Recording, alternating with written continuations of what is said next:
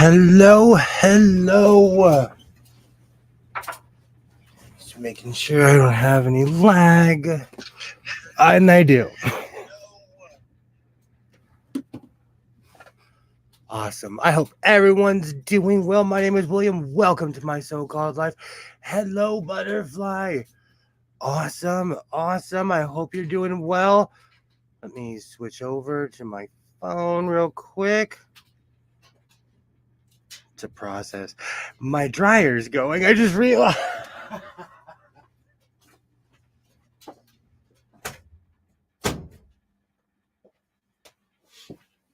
I had to double wash a blanket I bought at the swap meet. It smelled like an alpaca, so I had to make sure that. Oh, there we go. All right, so it got dried twice today. Awesome. Let me do this without my glasses on. Perfect. How's it going? My name is William. Welcome to my so-called life. It's been a crazy day. Happy Saturday. I hope everyone's doing well. Let's go sewing. I have all kinds of fun and crazy stuff planned today, but I still have my oopsie problem. I went to the swap meet. I didn't go as crazy as I normally do, but I still purchased a few things. And I also purchased a blanket that I intend to turn into a poncho. We'll see what happens. It's early. I have no idea yet, but the table's out. The TARDIS is out. So I'm going to sew quite a few things. Excuse me. It smells like an alpaca, and it's an alpaca. It might be a Barbie blanket after being washed. Oh, that is true. I did leave it in the dryer for a while. We're gonna see. Look at you. Instead of being 15 minutes late, you're now 30. It's been you know what? Today was a crazy day, and I decided to paint the front bathroom. I'm one of those crazy people that I say things and then I do them. And I recently got the light fixed in my front bathroom, and I said the moment that light is fixed, I'm gonna paint the bathroom. So today I decided to paint the bathroom. Gilroy, hello. And in true YouTube fashion, I taped myself doing it, so it'll be in my next Friday sews. But I didn't go as crazy as I normally do. I was up extremely early. I was literally at the swap meet before the junk vendors had half of their stuff out. People still had sleep in their eyes. People were still standing there with their coffee, bleary-eyed. I did visit every overpriced sewing machine on earth today. It's sad that when people see me, they're like, hey, this sewing machine is still here. Because I buy so many sewing machines. I'm known. I have to move this because it's rocking back and forth. I am known all over the valley as the sewing machine guy. Awesome. You know what? Let's check on that blanket that smelled like an alpaca. And the reason I keep on saying it smells like an alpaca is because I can't say I've lost my sense of smell, but it's slowly coming back. And if anyone remembers, I haven't had my sense of smell since my birthday. I've gone to the doctors a million times. It has to do with sinuses.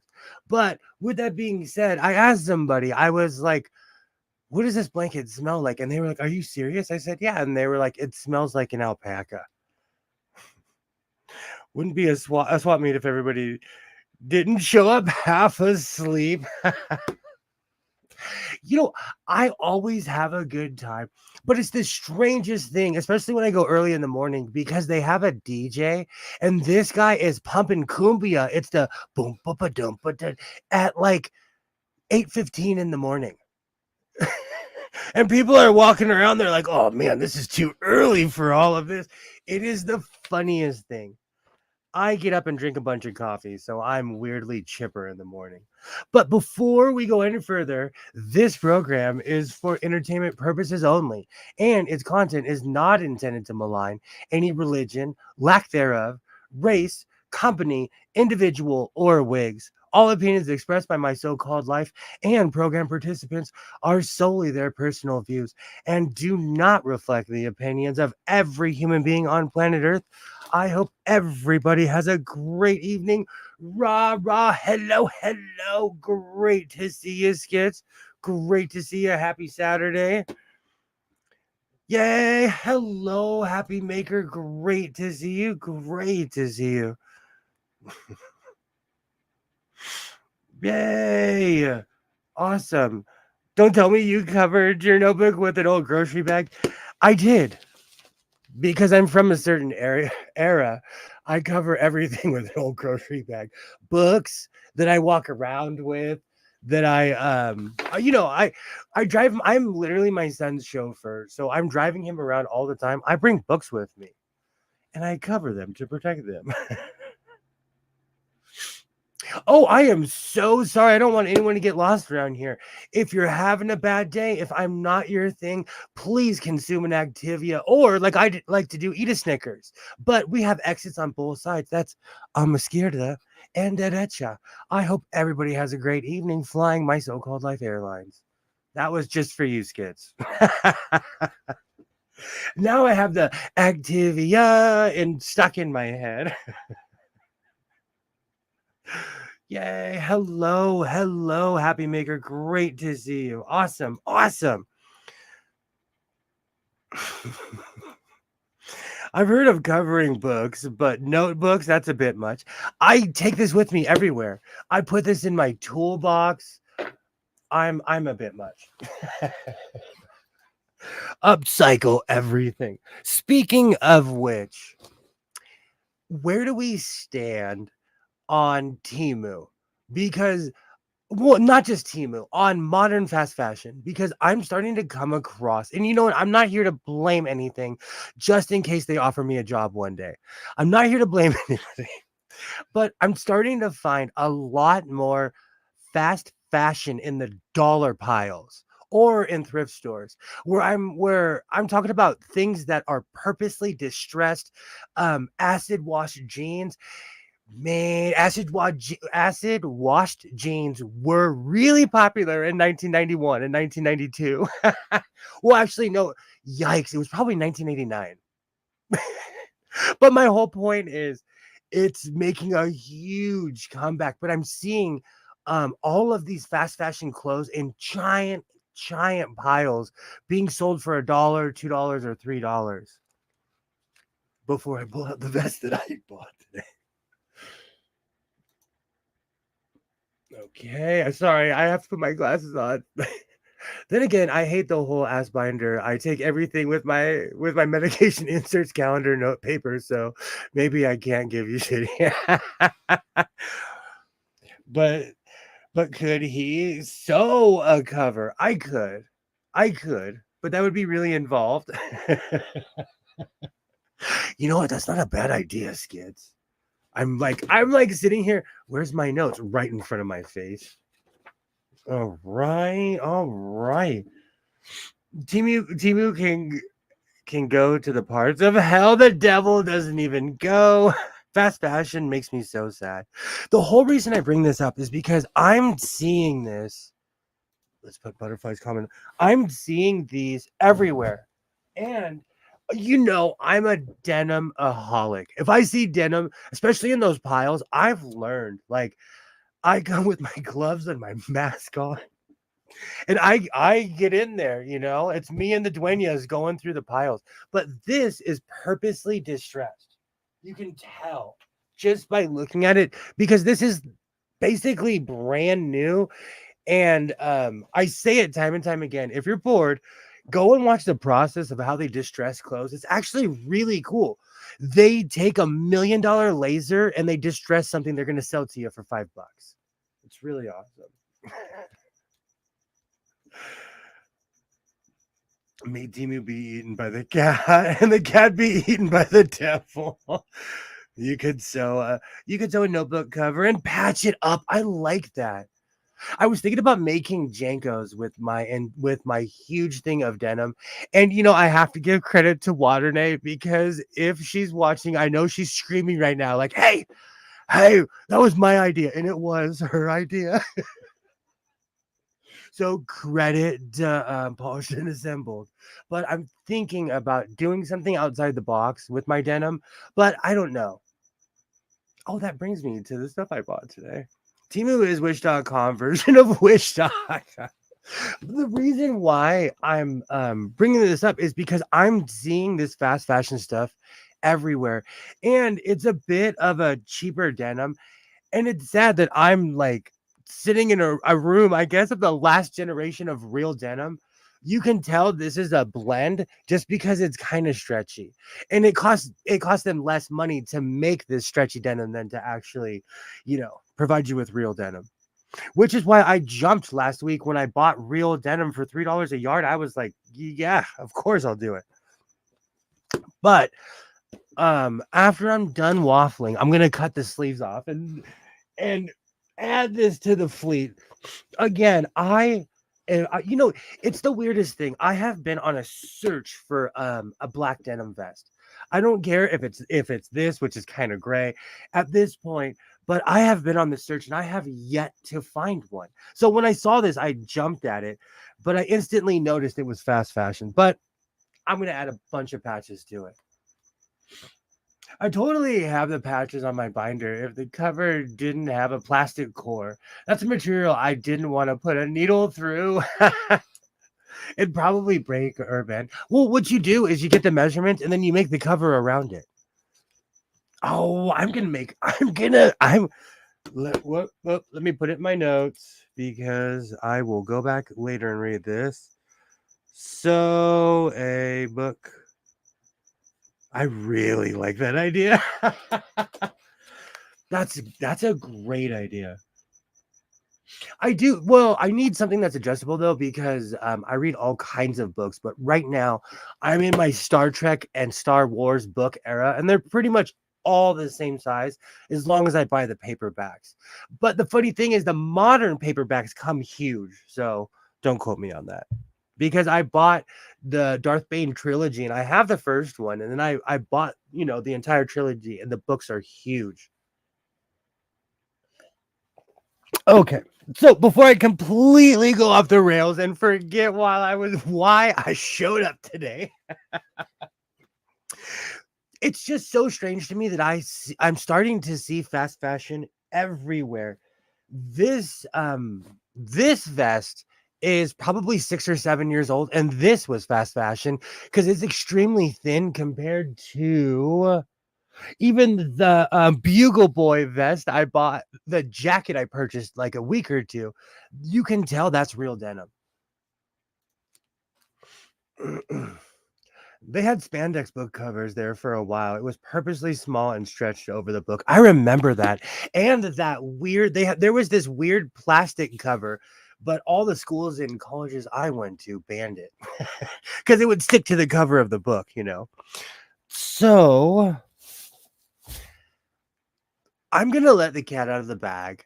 I've told the story a million times about how I got shushed by Lenny Kravitz. And the older I get, I am more and more becoming at peace with the fact that, um, hey, native atheist, great to see you. Hey, what's up? How's it going? Great to see you. So I was watching the Are You Gonna Go My Way video, and I was sitting there as I kicked the metal underneath the table, and I was sitting there, yay! Hello, hello. I saw Sheen in the damn Goodwill a couple months ago. That's a brand of clothing that you don't want to buy. That's what I'm saying. Like, even that really cool tie-dye hoodie that I got that's extra long, that was Sheen. That's why I didn't feel bad about it putting a patch on it. And I feel like if I wash it too much, it's gonna disintegrate. Hello, hello, native atheist. How's it going? Oh, great to see you. Yay, hello, hello. Awesome, awesome. So I'm at peace with Lenny Kravitz. I tell the story because I'm on YouTube and it's just an amazing, funny, and hilarious story. And as the years go on, it reminds me of just the crazy things that happened to me when I lived in Hollywood. You know, it's not every day that you turn a corner and you see someone, like that. That coat's gonna go poof like Casper the ghost. Oh, just don't smoke around any of the Timu or any of the Sheen stuff. And I'm saying this more as a warning is that some of this stuff is just razor thin. And as someone who sews, you have to be careful, you know. But it looks cool. You know what? That's it. I'm gonna show the difference in a second. I just have to grab a decent vest. And it's funny that all of the vests that I have that are real denim are like 15 years old, 20 years old, 30 years old. And all the newer stuff is that weird poly blend stuff. So I'm going to recreate the coat, the madness that Lenny Kravitz was wearing in the video. I don't even know what to call it. It's a vest that opens up on both sides and he's wearing red pants. I've been watching the video over and over like this, studying the outfit. I almost should Google it because I guarantee you there's a version of it out there somewhere. But I'm going to recreate Lenny Kravitz's coat from the Are You Gonna Go My Way video. And at first I was going to do it in denim because I was like, I'm going to be stubborn and I'm gonna do it my way.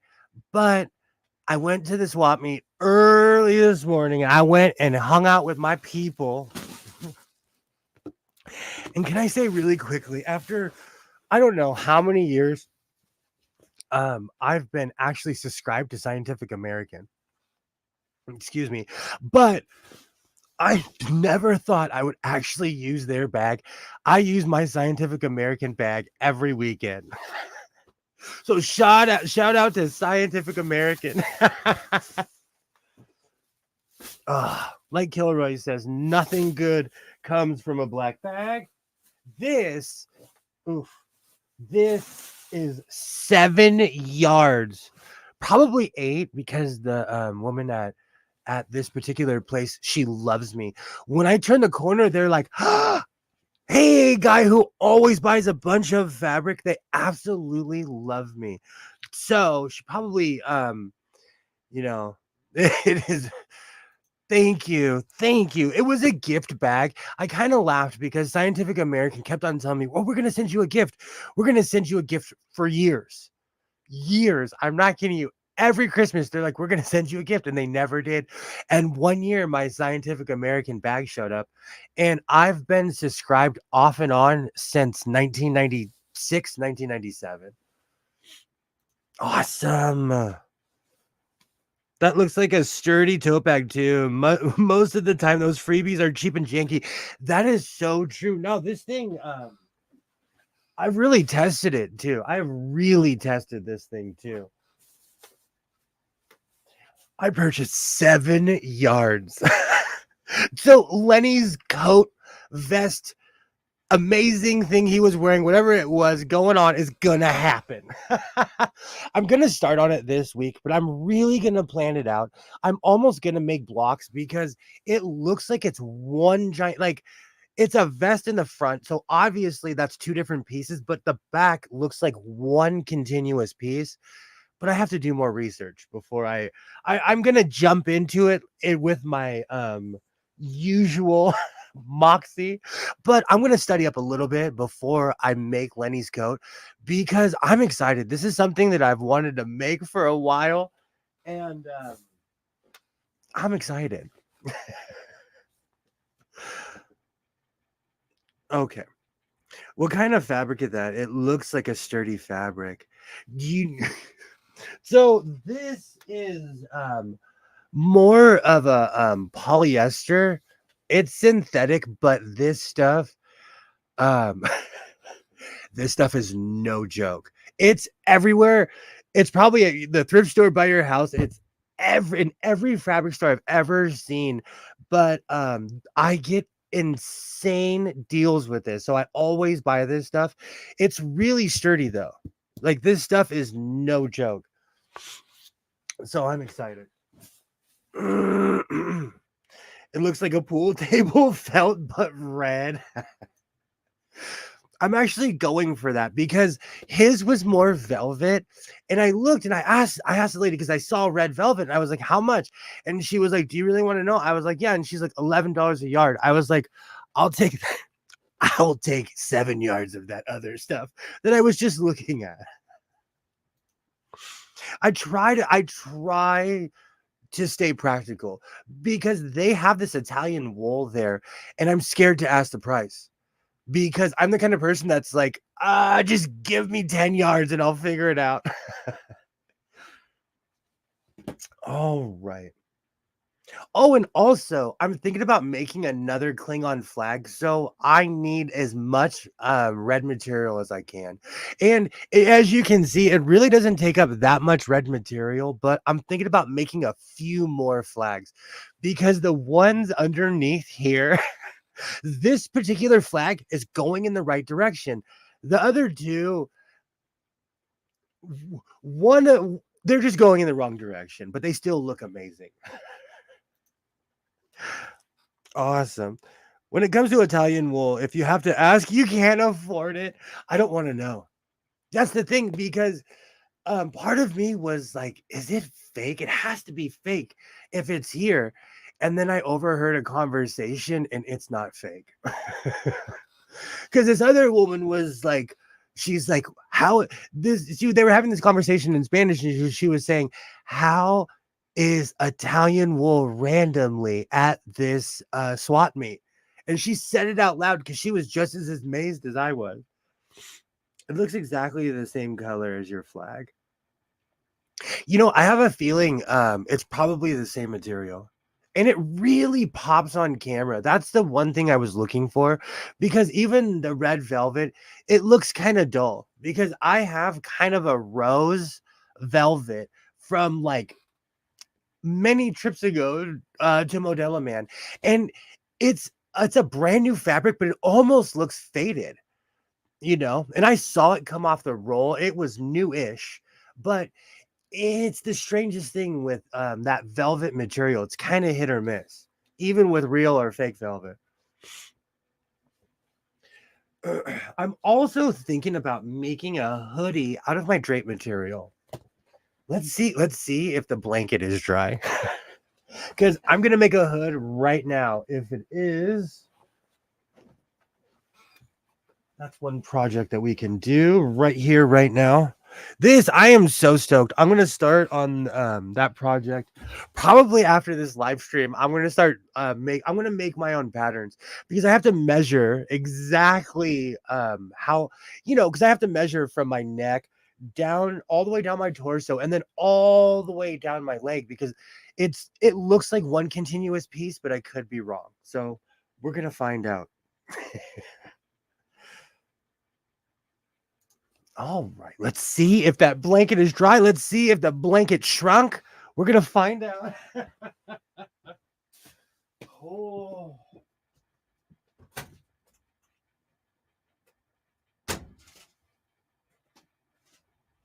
oh, that's so funny. This thing is so clean, it kind of changed colors. This is total Pittsburgh Steeler colors. Oh, that's so funny. I washed this thing twice because I'm not kidding you. It smelled like it smelled like it was around farm animals.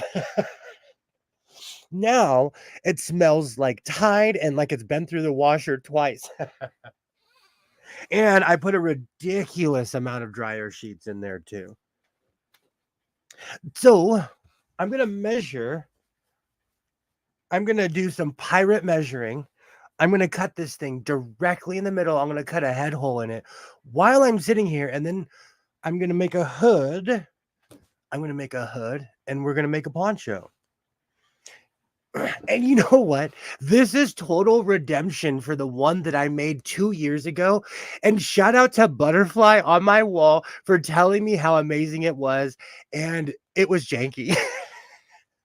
I absolutely appreciate you, Butterfly, because those were the beginning was kinda rough.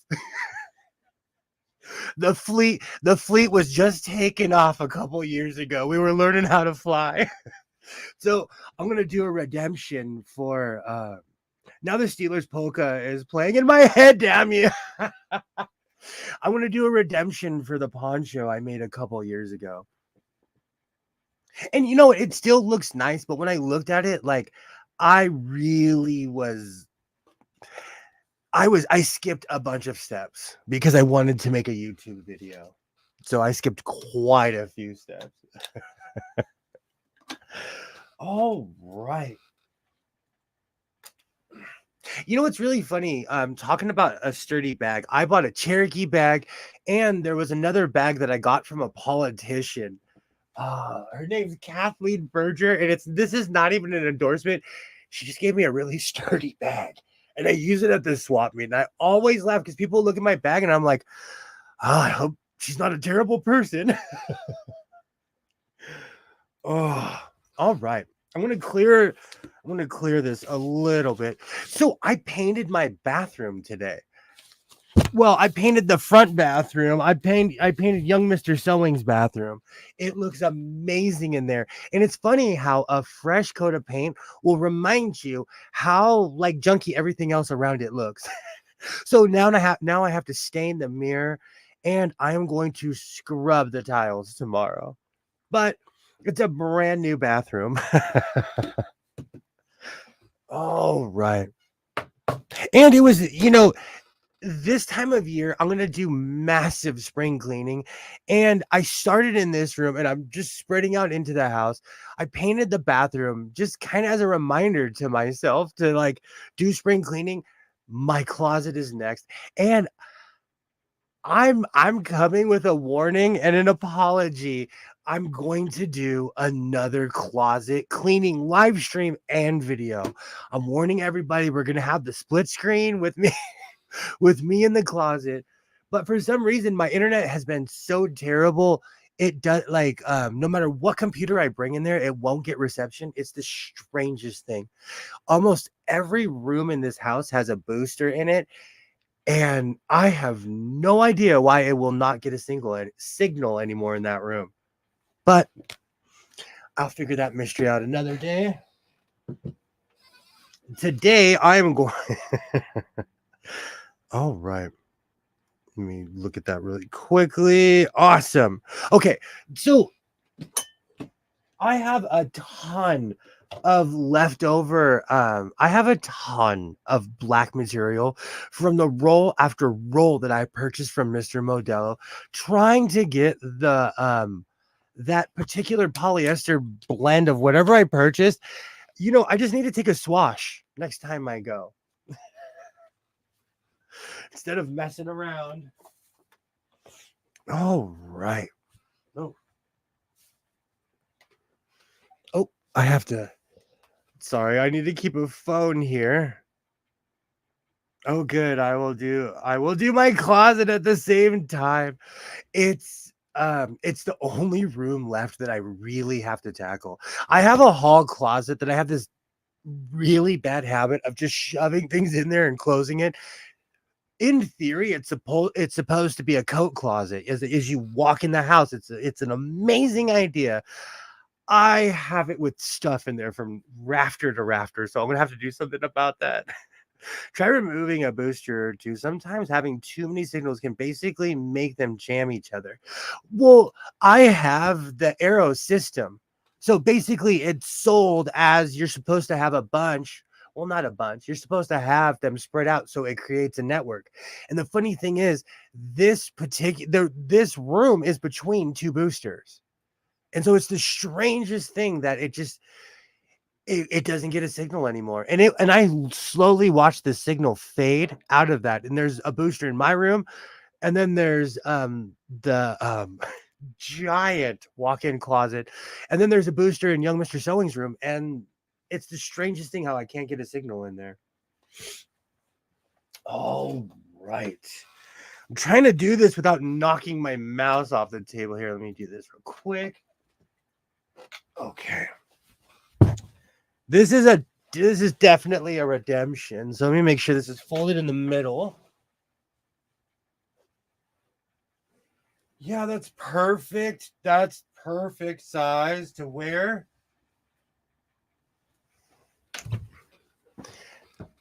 Do you know what's funny? I live in an extremely hot area, and I love wearing sweaters and sweatshirts and coats and vests. And I live at one of the hottest places, not on earth, but it's hot here. You know what? I'm going to for the nope. I'm looking for a measuring tape. There's one right here. Just really quickly. Okay. So perfect. And like I learned from my last poncho, if I cut the head hole too big, I can always just keep cutting. Make it a V-neck. All right. So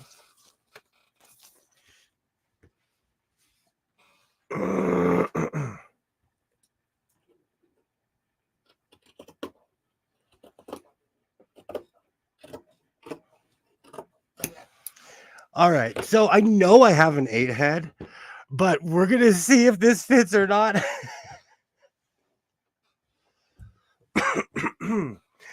I'm trying. My new thing is because I think my head is this big, I've been making these giant neck holes.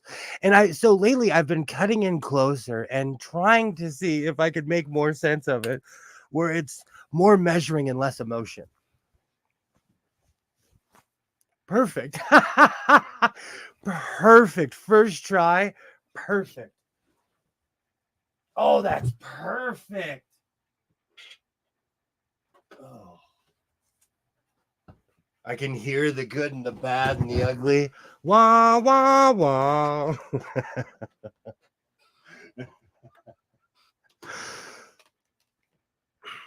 8 heads unite.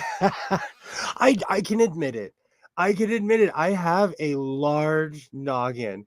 I have an almost 8 head. I do. You should see the guy. Because I love fitted hats, and there's one particular store that I go to. It's actually local, and the guy has a store that would be in the middle of Los Angeles. He's so smart. He brought it to the suburbs.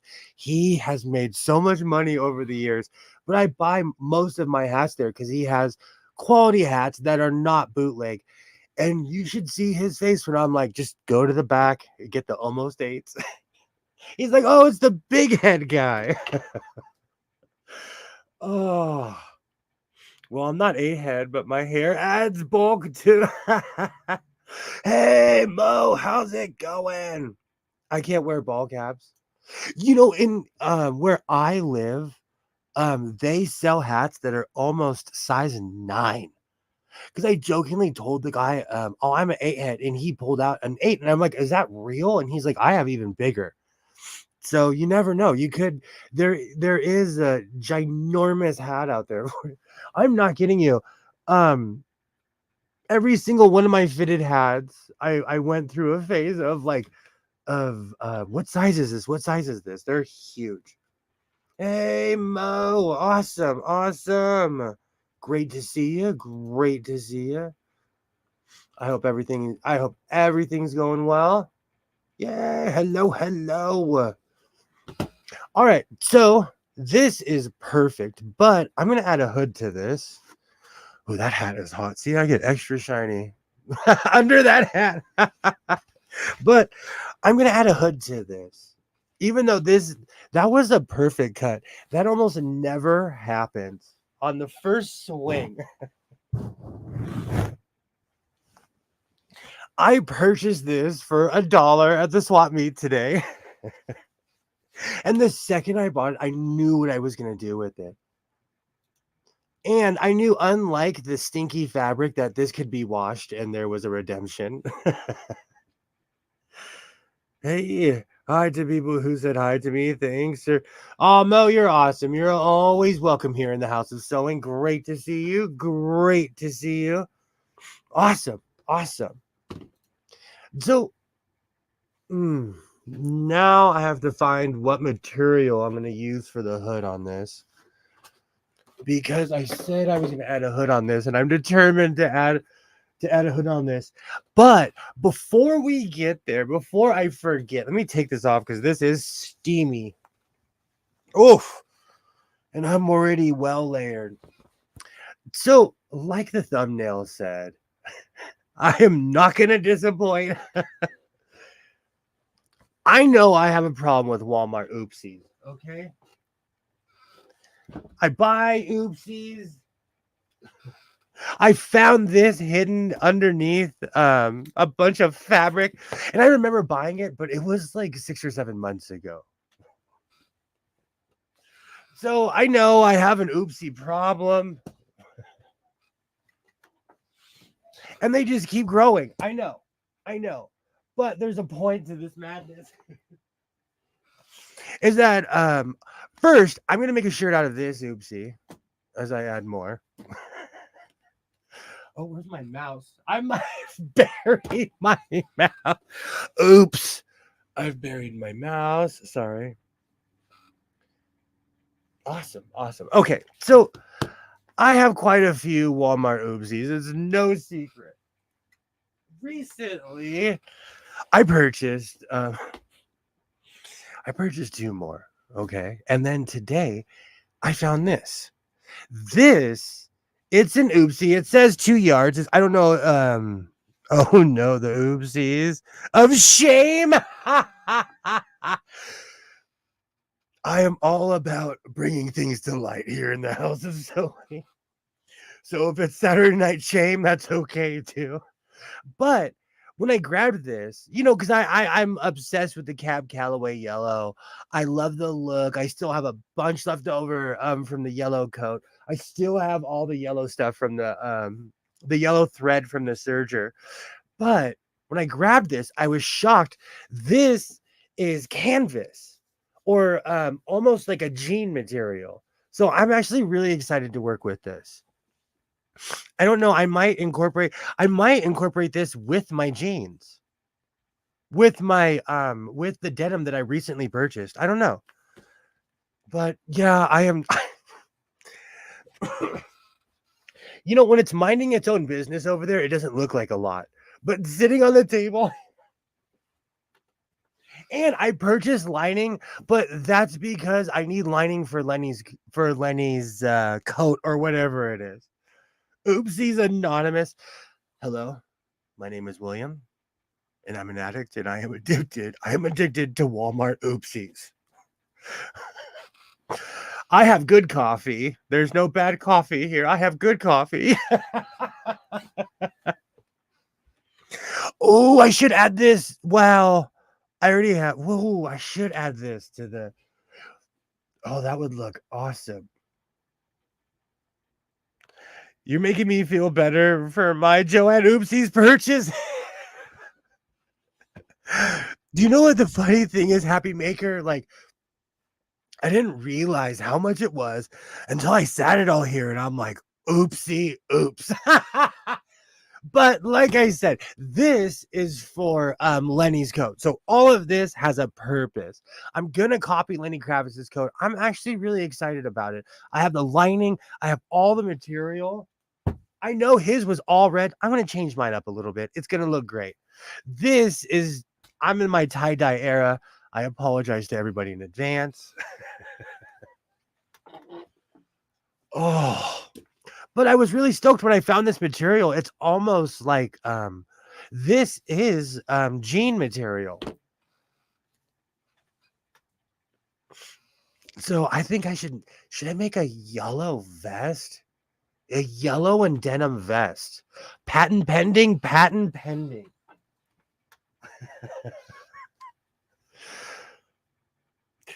Somebody put out the ashtrays and the styrofoam cups of coffee. Absolutely.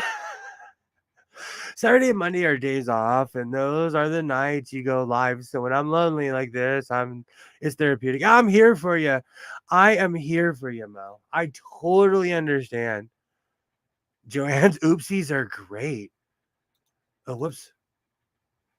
I'm gonna ask something that's probably gonna change my life. Joanne's has oopsies? I try to avoid, like, there's one within a mile of my house, but I really do not go on that side of town. Yay! Hello, hello. Hi, Pam. Great to see you. Yay! Absolutely. Hugs to Mo. Absolutely. Absolutely. That's great, Mo. Come on in and hang out. Absolutely. I just finished making a pair of pants from a Walmart 2 yard for a $3 bundle. The pants are fabulous. Pam, I am so excited. This is denim. It's yellow denim. So I'm really excited. I don't know, I'm thinking about making a vest because now that I think about it, this would look amazing with that denim I purchased. So patent pending, patent pending. There is something coming soon, even though I should focus on what I was going to make originally. But I'm actually really excited about that. Yay. Hello, everybody. Hello. I worked in the early 2000s. I worked at Carl's Jr. off and on for 5 years in the early 2000s. And so I know all about working at a job like McDonald's. And at the one in Portland, Oregon, like, if you want to talk about Rodney Dangerfield, there was no respect when I worked at that one. It's a mile from your house. You're already on that side of town. Okay, then it's like 2 or 3 miles from my house. I love when you can find denim type of fabric. And the Walmart bundle. I was so excited, Pam. I was so excited when I found that. You know what's so funny? Oh my gosh, crickets, we get it. The weather's getting better. Can you guys hear my crickets? I give this speech every year. My house is infested with crickets. My neighborhood is. People, like, it's beautiful when you first move in and you're serenaded by crickets. 15 years later, you're like, I don't like crickets.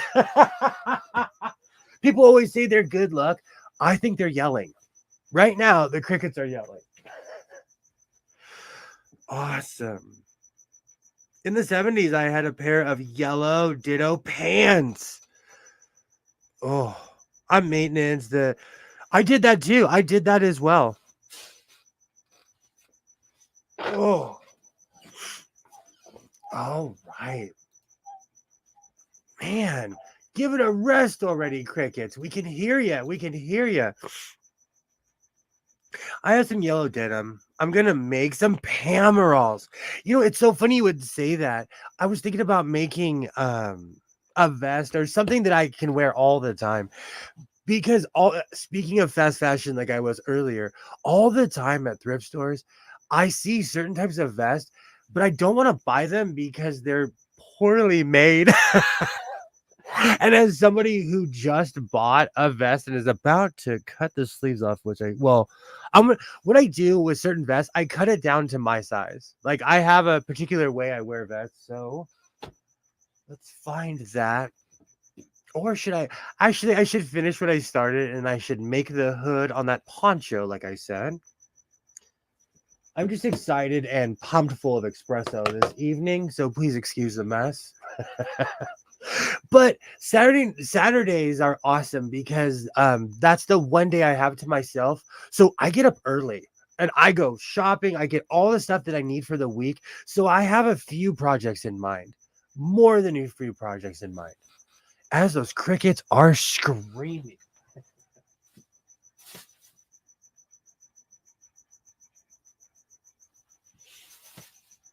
All right. So, oh, I have a giant pile of fabric here because I buy the giant rolls from Modelo, man. They're 5 feet in length. So even when I fold them in half, they're still huge. So I have a ton of the giant rolls or stuff that came off the rolls that's on my cart of fabric over there. But over here, I keep all of like my miscuts where it's a yard and a half, and it's piled up over the past month. And it's crazy how if I pull one piece, I have a fabric avalanche. And I'm not kidding.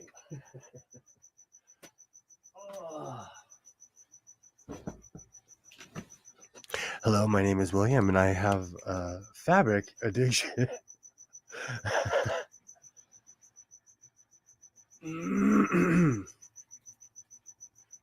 I know someone who was recording me. Oh, no, I know someone who was recording music. There was a really loud bug. They finally decided to keep recording.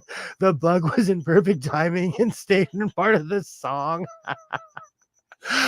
Kilroy and I have the exact same question. Did the bug get royalties? Oh man, you know what's funny? They're never this loud, but the more and more the weather gets fair, the crickets go insane. So by summer, there's gonna be a symphony in here. And the funny thing is, it's not in here too. It's in my house. I have an obscenely large television in my living room, and I guilt myself to go in there and watch TV because it's just hands and I. So, you know, I'm not going to my living room all the time. And I sit there and it's awesome to watch hockey. I absolutely love being in the living room, but the crickets are everywhere. And they wait until the good part to start chirping. Oh, it's crazy. Laugh out loud. It should have. Yeah, so it's gonna be a crickety kind of year, but that means the weather is getting better. Oh, this. You know what's so funny? This was from a Walmart oopsie. I actually remember that. Okay, so I'm almost to the black fabric, but I just have a ton of this. It's like a yard or two, or just stuff that's left over, but it's too big to go in a bag. Or to even call it a scrap because I can still do something with it, you know? So I keep it around as I'm literally burying myself in fabric. Okay. All right. So what do I want to use?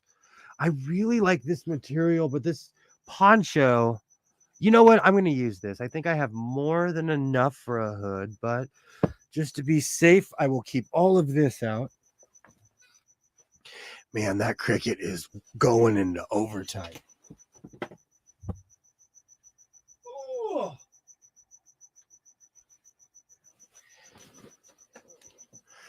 I have a ton of but if you've watched me for a while, you should already know by now. I um I have a ton of fabric in this room. And it's not even anything I hide. It's everywhere in here. Please tell me he at least got an album credit. I actually love that when there's some crazy story about like what's that sound in the drum or something. Oh, all right. So, this is the stuff. This is the stuff that I actually. You know what? Let's cut into it. It can't just sit around forever. This is the material that I keep on looking for every time I go to Modelo, man, and I can't find it.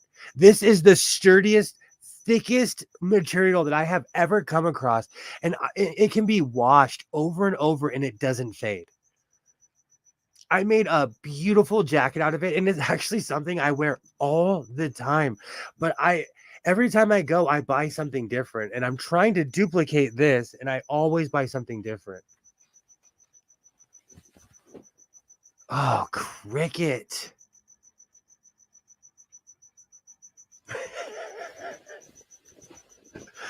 Oh, okay. So I'm gonna put my poncho on the mannequin in a second just to measure the neck hole, even though I have a general idea of how big it is because I've made countless hoods.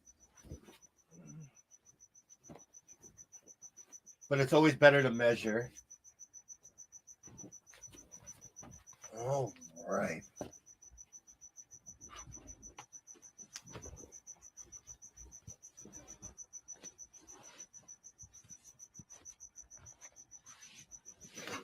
Okay, I'm gonna do all of this without cutting my mouse pad.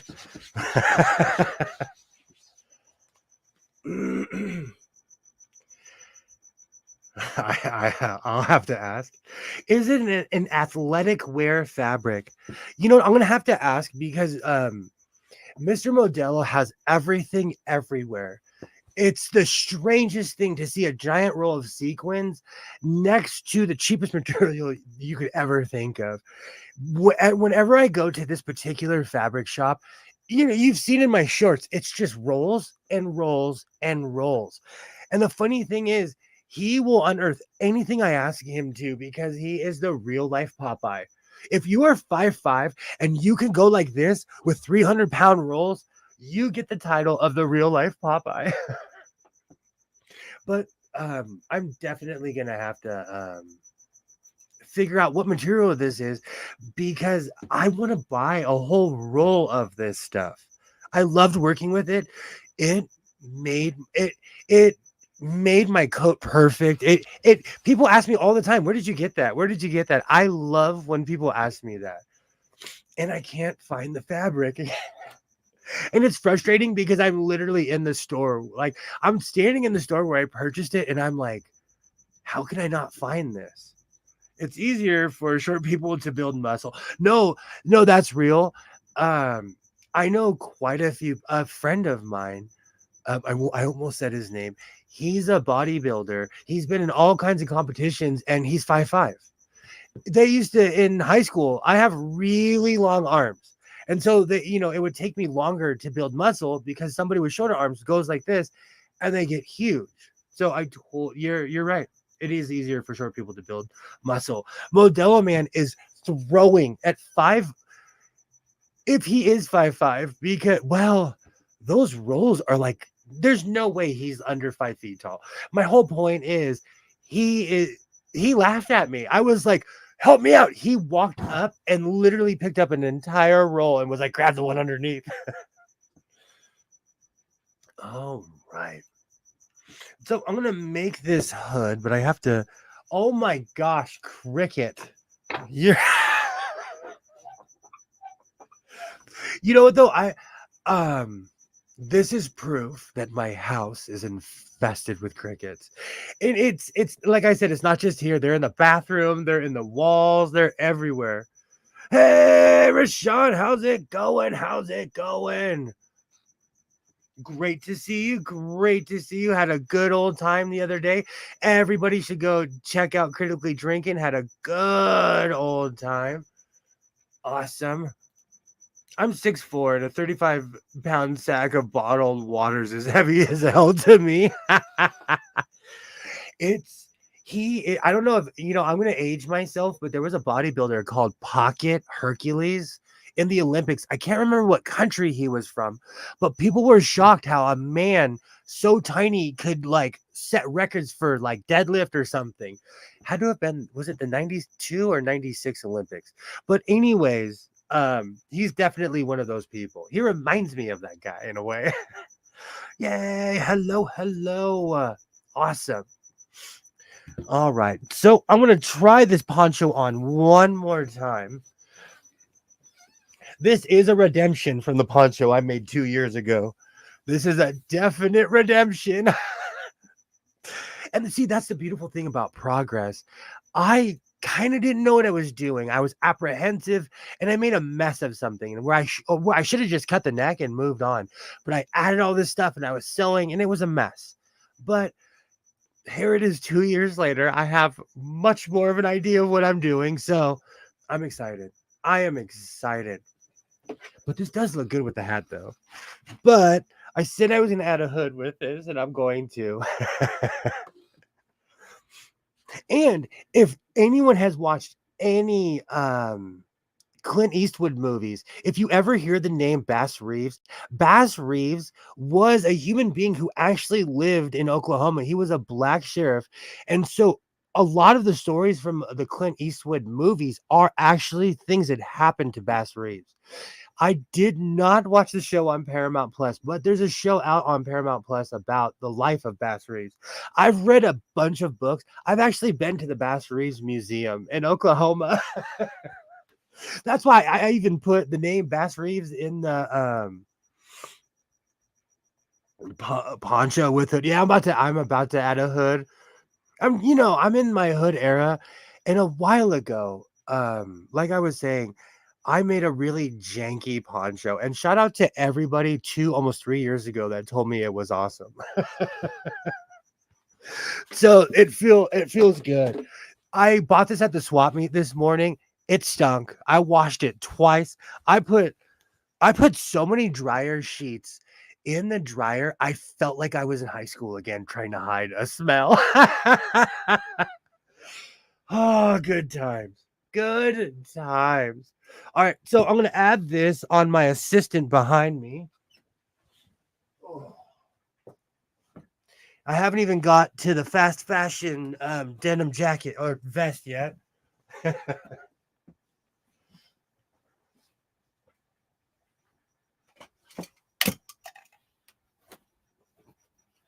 All right, we'll let that sit there.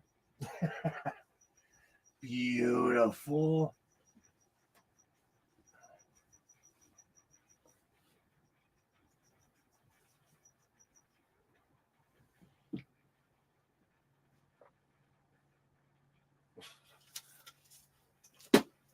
I'm trying not to knock the mannequin off its base. Let me see if I can move the angle for a second while I'm standing over here. I'm trying not to knock the mannequin off its base because the more and more I add to it, it's like I can't take the weight. Awesome, awesome. Man, you can always tell when I'm not wearing my glasses because I'm like slowly leaning in. All right. Oh, that's not it. There's the TARDIS again. Perfect. Perfect. All right. So I'm gonna measure the neck. I'm gonna with these mats, it actually helps me make the hood a little bit smaller, but it still has that Palpatine look in the front. Absolutely love the peasant hood. It's my thing, but I know not everybody's into that style. But I'm slowly become in love with the wizard style, peasant style hood.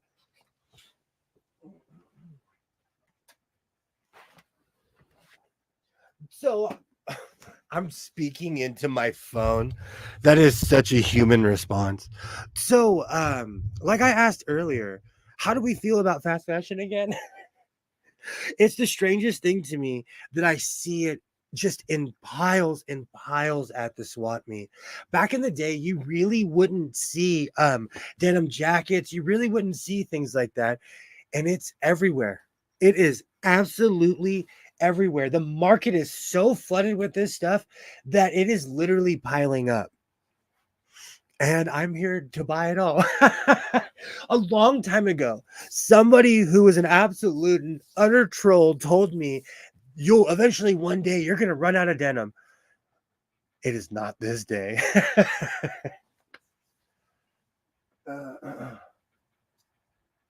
All right. 30. Okay, so we'll come back over here.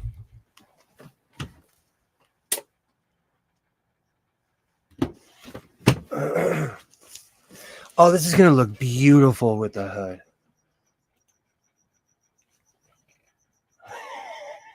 Oh, that's the wrong menu. Whoops. Whoops.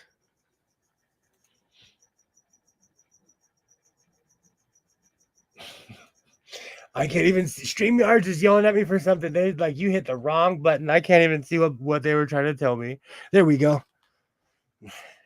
The day you run out of denim will come right after the day the pigs learn to fly. Well, on the internet, it's one of those things where you trigger people without just your presence will trigger people. And I have learned to accept that. At first, I would be like, well, I'd fight it or defend myself. And you have no idea what somebody else sees in you. I hope it's something good, but it's not always something good. And that's okay too. Just don't forget to leave a like and a comment or a doubt or a dislike in a comment.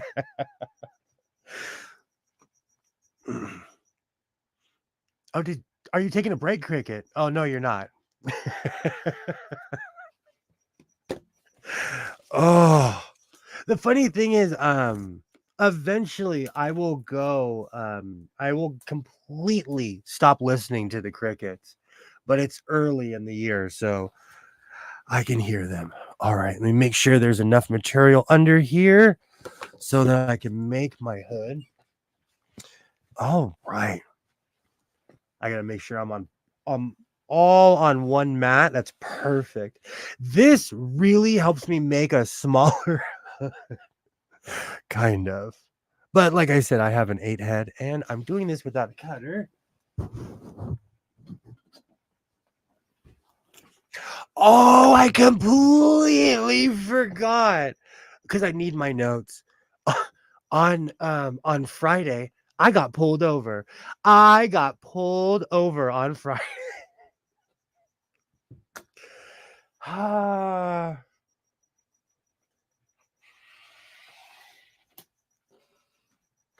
All right, so let me cut underneath here.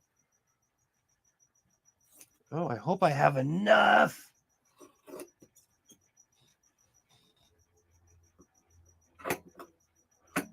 And you ask yourself, what would this young, plucky, mild-mannered reporter get pulled over for? And it was because I was honking at somebody. I think they should remove all horns of all cars at this point. But because it made me laugh because it's been a long time. It's the last time I got pulled over was when I made that video when the police towed my car in Ventura. If you're having a bad day, um go through my videos, and the video is called It's Always Sunny in Ventura. I taped the cops towing my car. There was nothing I could do. I was like, oh, I got my camera and I put it in my video. And I was like, I was really not saying how angry I was that day, but that was a frustrating day. Oh, yay. You should just get a huge back patch made that says 8 head. I like it. It's probably the crickets mating call. You might be hearing them for a while. Oh, you know what? It got quiet. So maybe it found somebody. Whoop, whoop. That's the sound of the police. Such a good song. You got pulled over for honking? Yes, Carol. Yes. And the funny thing is, the person, and this is how, like, it was no harm, no foul, because where I live in Los Angeles, road rage is unreal. It's at an epidemic high.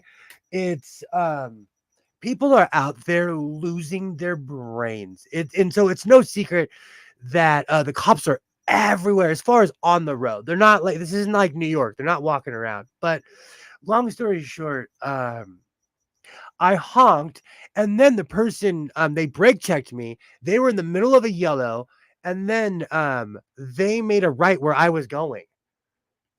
And even because I went to the dispensary, and when I came out, I got in my car, and that's when the cops swooped on me. And even the cop, like, it was like, yeah, I saw everything. And I asked the cop a really logical question that he did not like. And I was like, then why'd you pull me over? And he didn't have an answer. Because he agreed with me with everything. And I'm like, then why did you pull me over? Oh, good times. Good times. So next Friday, I'm not gonna go. I'm not gonna go. I'm not. Because the past couple of Fridays, there's been such traffic in this one particular area. It's just been drama every single time. So next week, I'll go on a Wednesday or something. Oh gosh, I need to measure that one more time.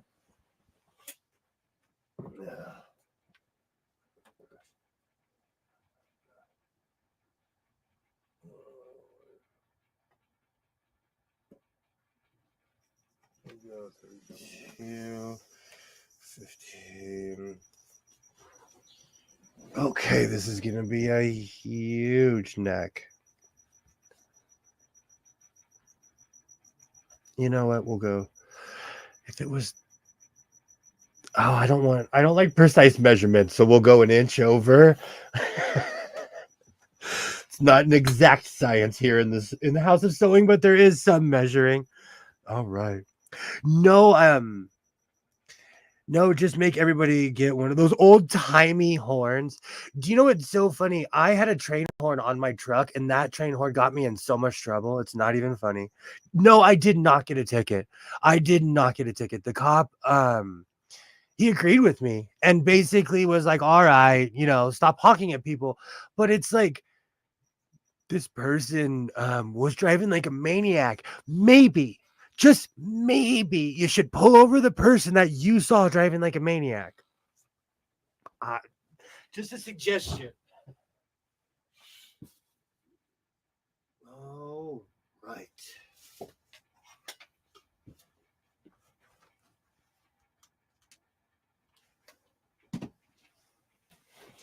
All right. So since I have to go this far, I'm going to go out a little bit more than I was going to, but let's find out.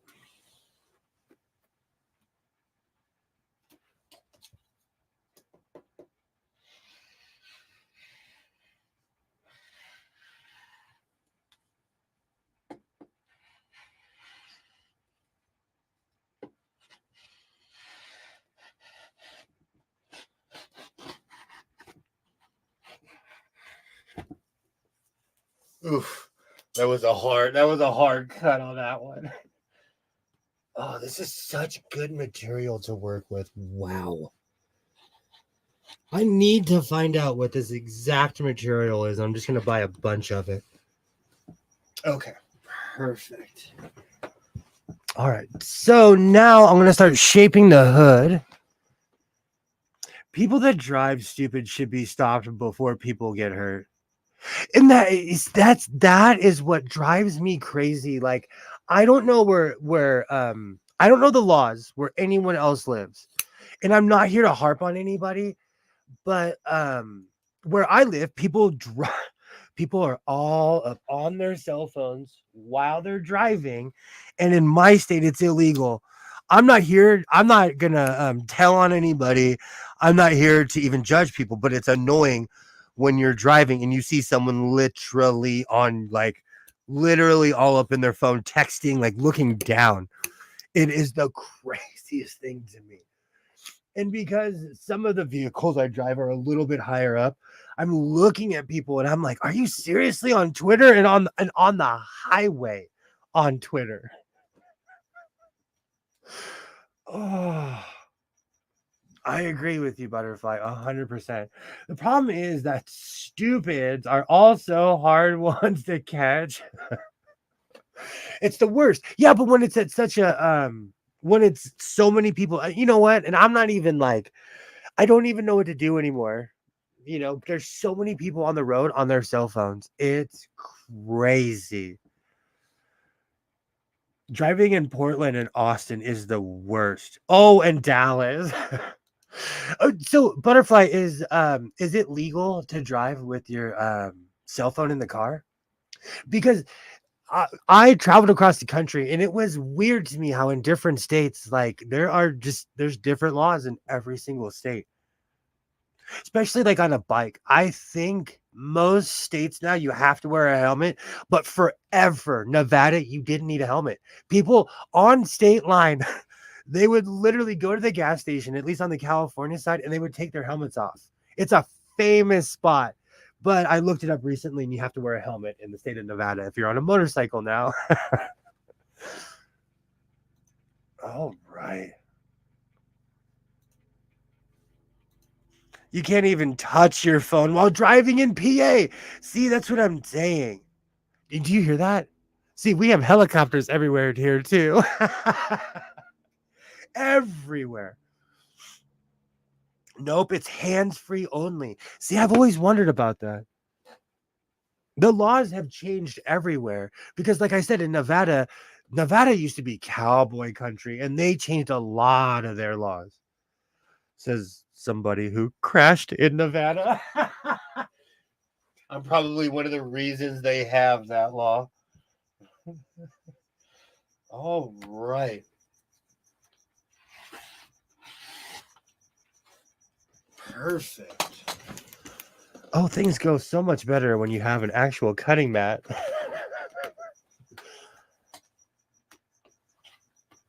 Perfect. Oh, the cricket's back. Chirp, chirp to you too, my friend. Go chirp yourself.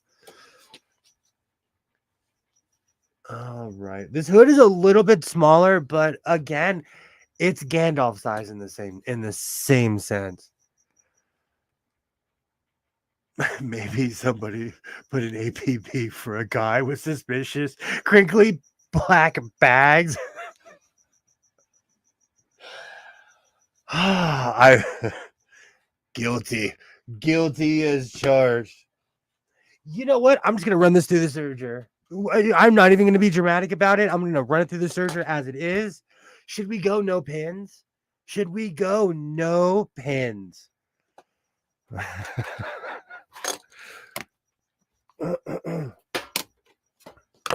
All right.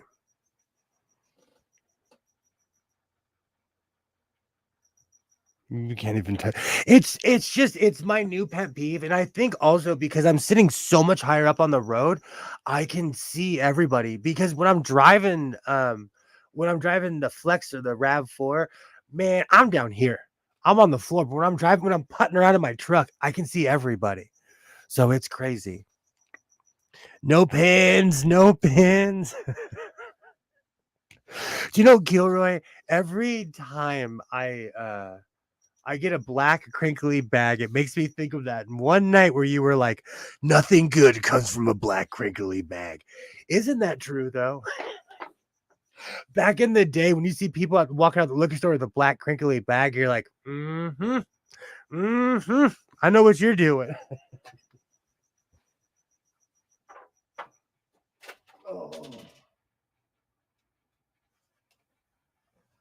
Oh, that is so funny. Sewing machine parts from another sewing machine are falling off of my serger.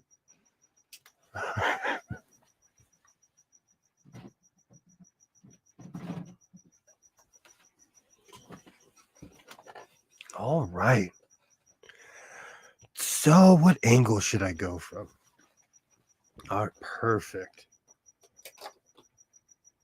This is truly pirate sewing right here. No pins.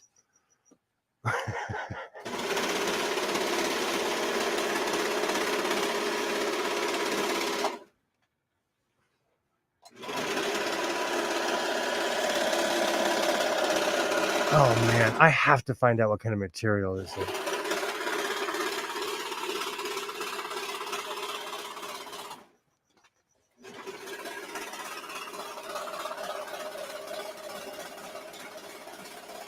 I think sometimes because I go to the fashion district, I'm like buying stuff that the professionals buy and not even knowing it. Because this reminds me of every fancy sweatshirt you've ever had.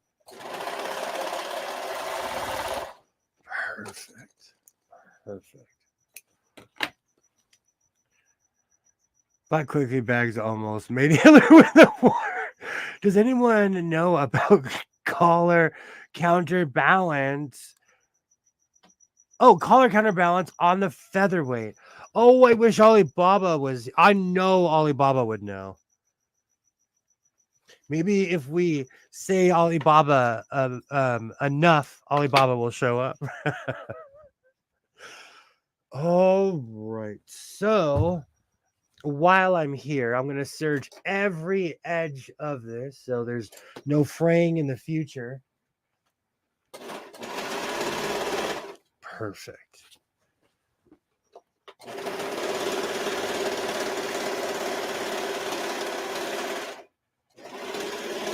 Beautiful.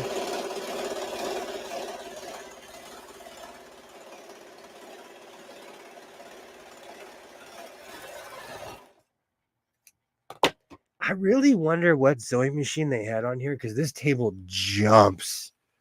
But of course, like I'm used to actual wood tables with metal legs. I'll ask on Monday. I hope Alibaba's okay. I hope everyone's okay. I hope you're enjoying your Saturday night. Do you know?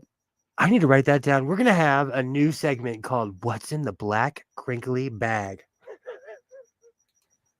I like that.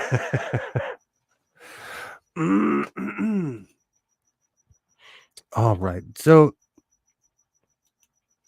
you know what's so funny? Sitting here, it made me realize that this is a total redemption for my poncho that I made. And I haven't made a real attempt over the years. Actually, how's this going to sit? Oh, that's perfect. That's going to sit perfect. All right. Got to find that edge. Beautiful.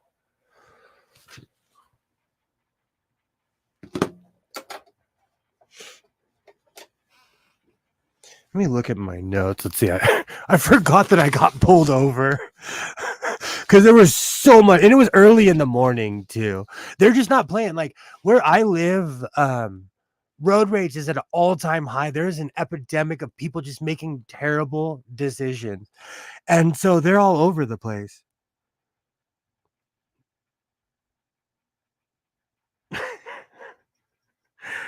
Oh.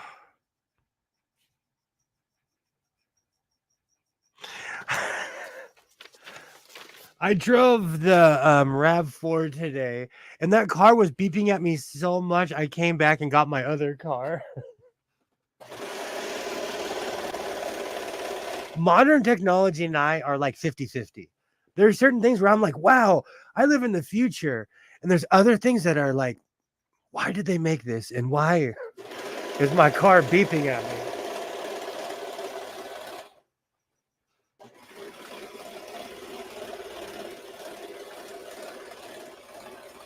But I now know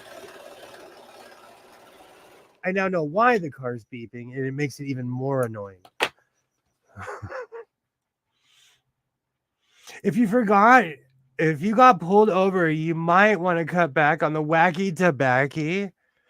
You know what's so funny? Do you know what's really funny? I'm not gonna get into it too much, but when I got pulled over, the last thing the cops were concerned about was the wacky tobacco.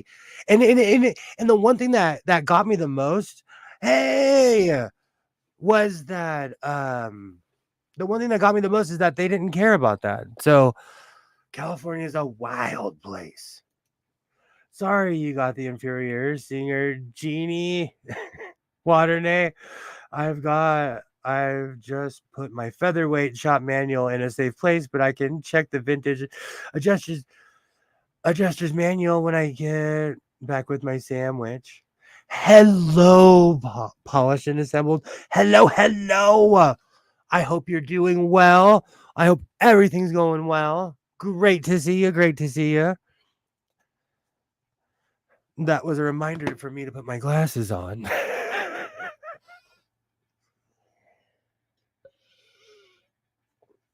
Awesome. Great to see you.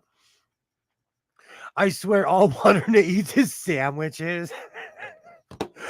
Oh, you've that's the Pee Wee Herman word of the day. The couch is talking, the walls are shaking. I'm craving a sandwich.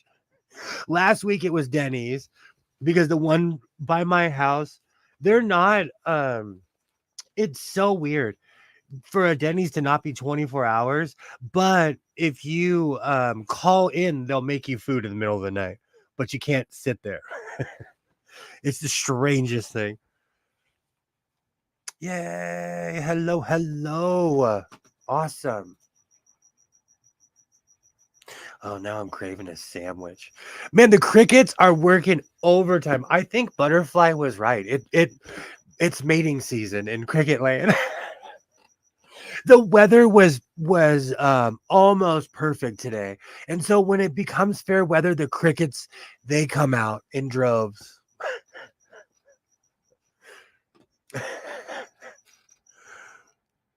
I was in a Denny's one time, Aurora, Colorado. The tables and the floor were sticky. I never set foot in a Denny's again. Do you know what's really funny? When I was in my 20s, I knew how to cook. I knew what was going on, but for some reason, once or twice a week, I would go to Denny's.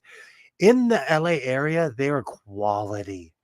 Even the ones in Hollywood, well, they go out of their way to make the ones in Hollywood nice, but like at least the ones around here, they're really nice. With that being said, I've been to quite a few terrible. Sure, criticize me for my fancy rice and criticize me for my sandwich. Oh, you know, you are absolutely loved here in the House of Sewing, and I am now craving a sandwich.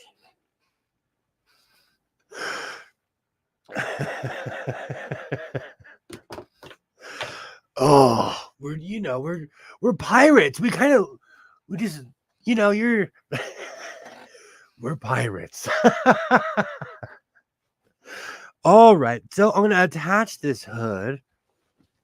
I'm excited.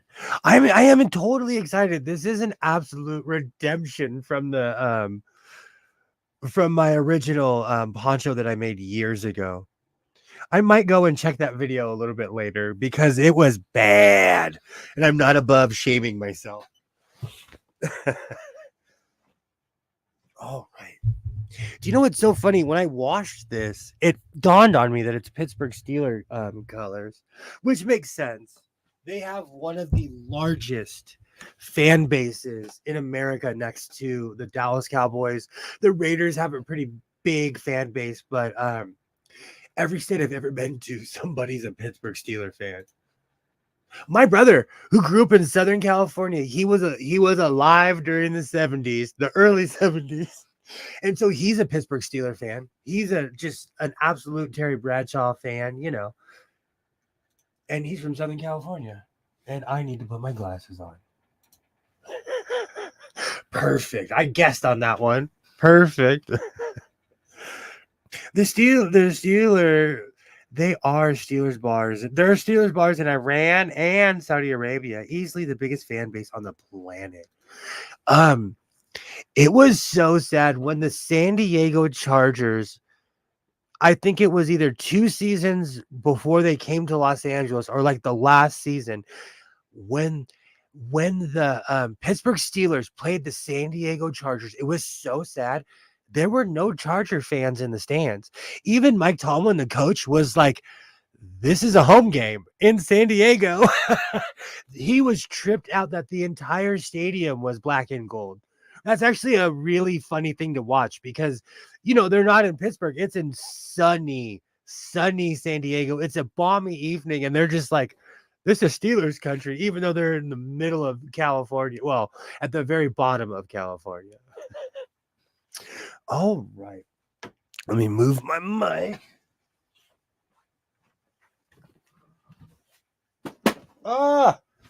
I'm stepping on all kinds of things in here.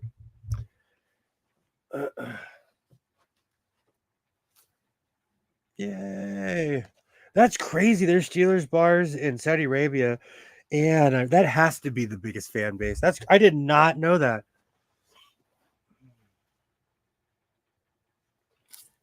All right. The mannequin is letting me know that it's almost reached its weight limit. This has a glass base, and it sounds really good, but I'm really scared of breaking this thing. Oh, that's good. That's perfect. My measurements came up perfect. Beautiful.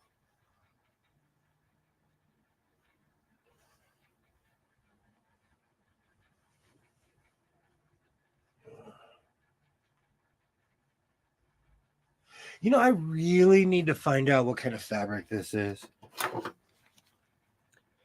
Steve Sable of NFL Films said that when they would shoot a Steelers home game or another big Steelers game, they could never bring enough cameras or enough film. It's the craziest thing when a fan base like that. Where I live too, there's a lot of Dallas Cowboys fans here too. A lot. That's why when I bought that Ricky Williams jersey and put sewing on the back, I wasn't shocked when I found it because there's a ton of Dallas Cowboy fans here. All right, so now I'm adding the hood on.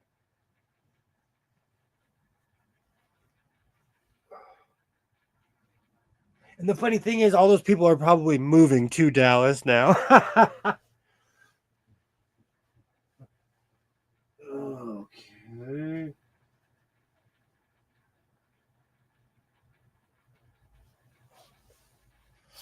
All right, this is going to be beautiful.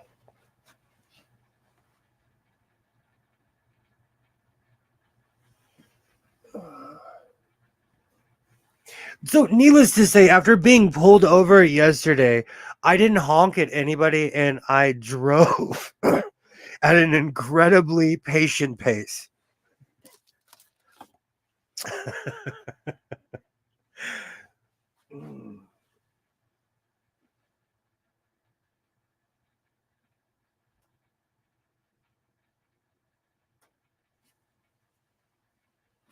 Oh.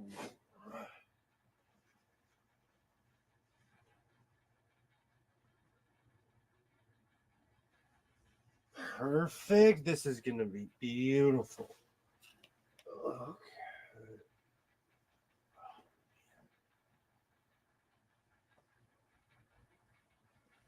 Oh, Kilroy, you got me going with Steve Sable. I grew up watching NFL films. The music, all of it just reminds me of my childhood. And when the NFL channel was first introduced, all they would do is show all the old NFL films and their old weekly show.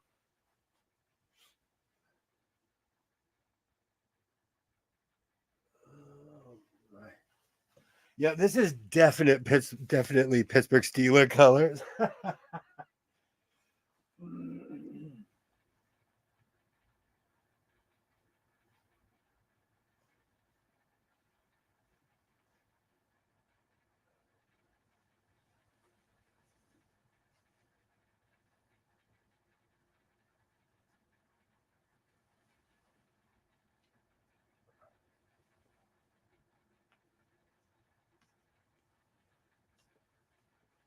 Okay.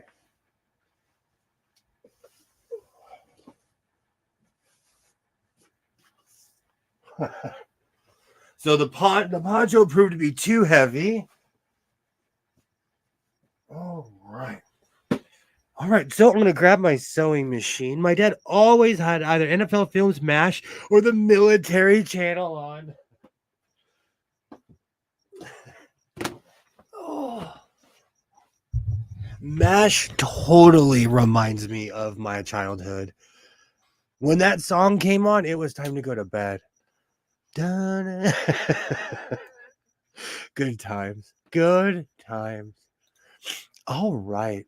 Because it's already plugged in, I'm going to grab my sewing machine, but first I have to figure out. Oh, that's the wrong. There we go. Without my glasses on. Perfect. I'm going to put my serger back. Then I'm going to grab my baby lock and plug it in.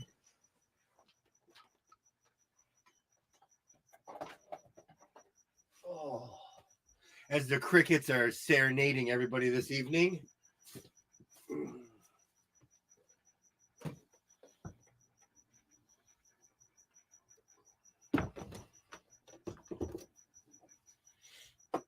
All right. Perfect. No sleeping pills work on me, but if I put on MASH, I'll be out like a light.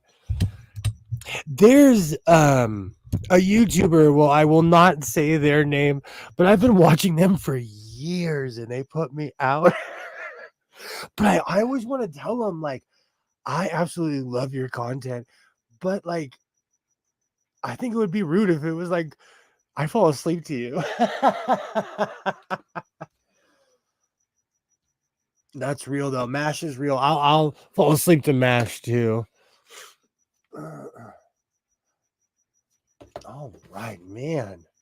It is a multi-machine kind of night. I had to take the poncho off because it was definitely weighing down the mannequin. I'm thinking about buying a dress for him, which I thought I was. Instead, I bought a really fancy um not Velcro, I'm sorry, Lycra cover for my mannequin, which is the exact same size as a dress for him.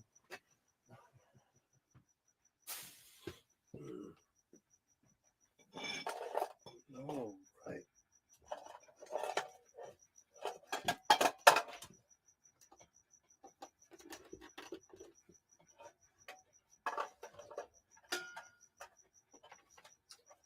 Perfect.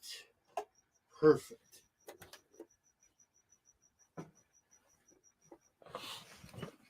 All right. Beautiful. I hope everybody is having a lovely Saturday night. I thank you for spending it with me. I'm going to add a hood on a poncho right now. You know what's so funny? For years, this mic stand has had floppy mic stand syndrome, and I have not gotten rid of it yet.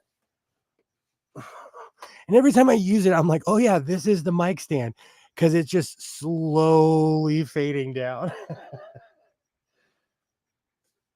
All right. Light works. We're going to play that game I play all the time of how much thread is in that bobbin. It's the it's just a game we play here in the House of Sewing. All right. Perfect. I don't have my usual angle. I'm going to figure out a way where I can bring that camera over here. Maybe. What if I do this? Oh, let's see what it looks like. Oh, this is going to be hilarious.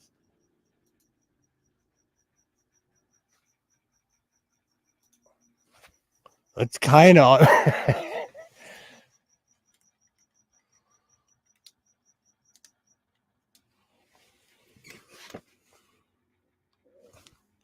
It's an angle. It's an angle.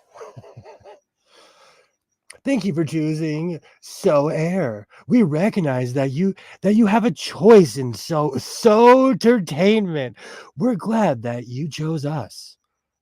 Do you know what's so funny? In all of my videos, I tag my videos as sewing entertainment because when I was younger, Vince McMahon called wrestling entertainment, and I was like, wow, English is magic. And so I call what I do sewing entertainment. And that is inspired by Vince McMahon. And I can't believe I said his name more than once tonight. All right, I'm gonna find my glasses. I'm gonna find my scissors, which that bit me, which aren't too far. Oh man, I don't know what I did with my scissors, but I have a backup.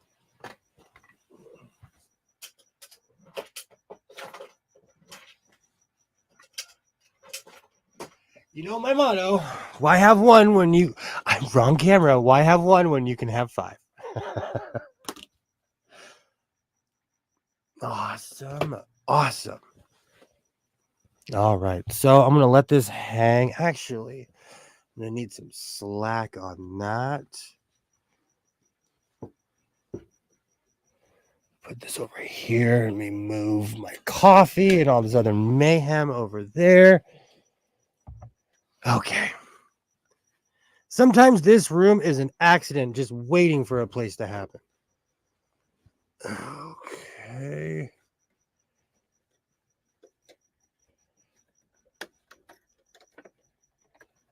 Beautiful. now. Perfect. Okay, I say this every week. I say this all the time. I promise after this, I will clean you, sewing machine. All right. Beautiful.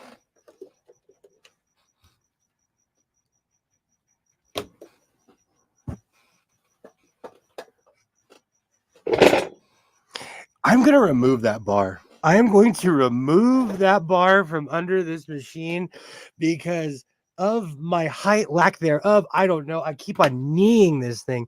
I am the perfect size for this table until I start kneeing this. Let me get a, actually.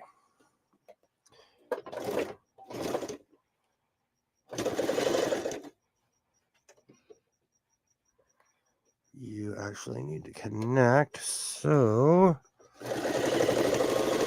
perfect. We have contact. Now I'm going to get a pin cushion. I was literally sitting on my scissors. Oh, that's not a new one either.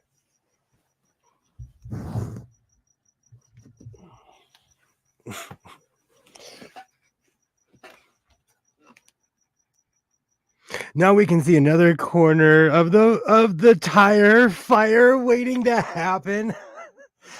I'm fun. There's all kinds of fun stuff in here.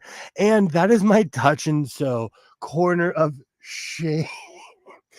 There in that corner, there's at least 4 or 5 touch and sews. And that's actually I believe it's a 600 series. If you have a cord, hit me up on Twitter. I'll buy it off of you.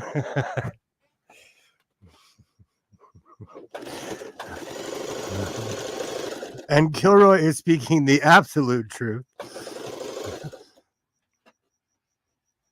And Waternay put it the best. You know you have a lot of sewing machines when you have sewing machines on top of sewing machines. And I do. I'm here to give all hoarders hope and to show them they're not as bad as I am. Oh, right.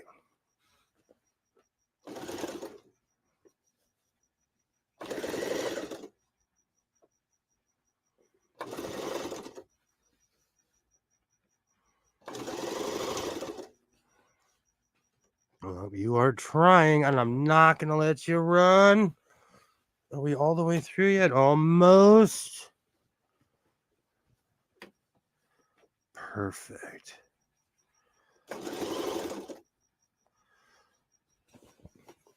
Okay.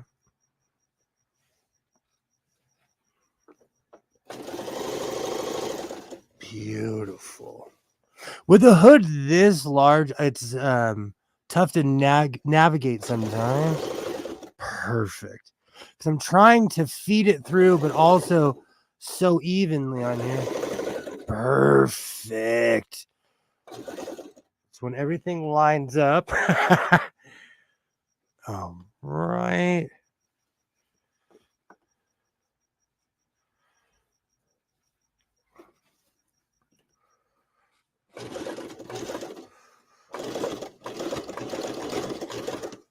Beautiful.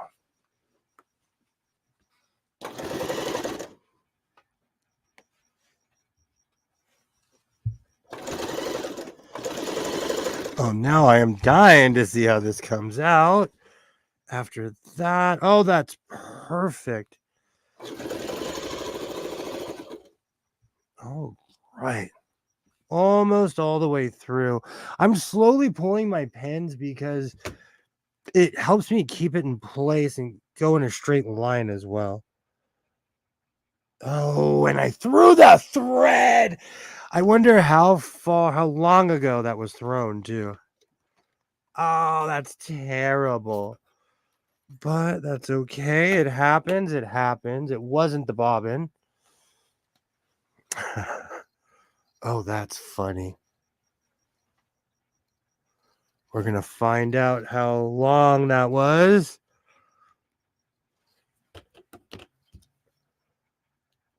When are you gonna get that big green industrial serger and running away? You know what's really funny? I visited it today, both of them.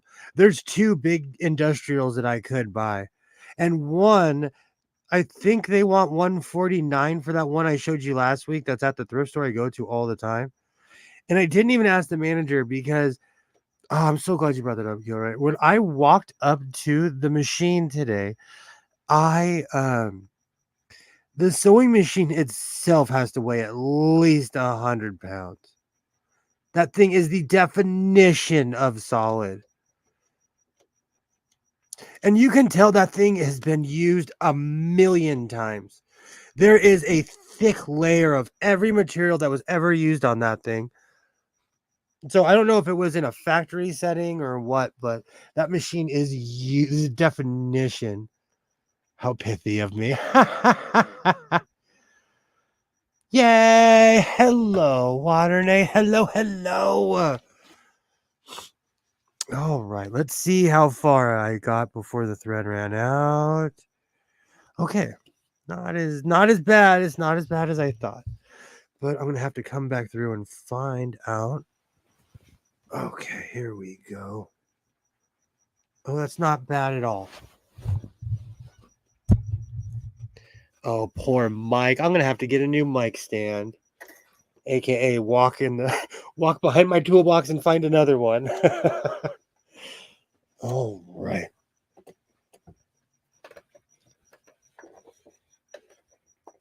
It's important to get that underneath.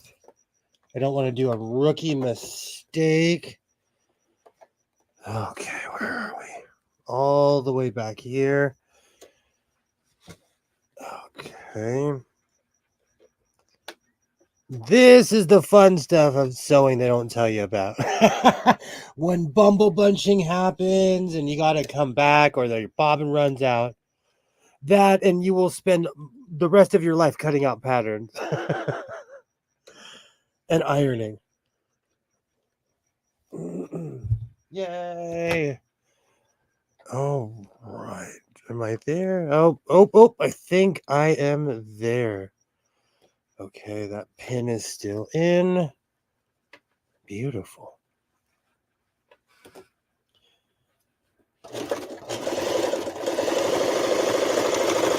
Do you know what's so funny? This is fighting me like the other one did. I have more skills now. I am not the young Padawan you remember, Poncho. Perfect. Perfect.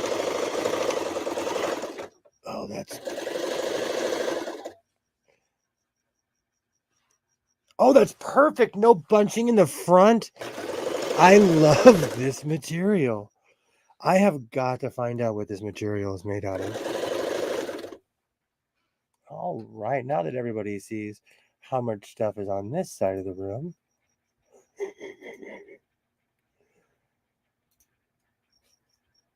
Oh, that was all a guess. Heck yeah. Awesome. Awesome. So I am almost completely all the way through. All right. So I'm going to check for mistakes and then we're going to try this on, see how it looks. I am actually excited. This is 100% a redemption from that sad poncho I made a couple years ago. But that's the beautiful thing about learning and growing, you know? You see where you were years ago and how much better you are now. And that's the beautiful thing about progress. All right. Let me unplug this.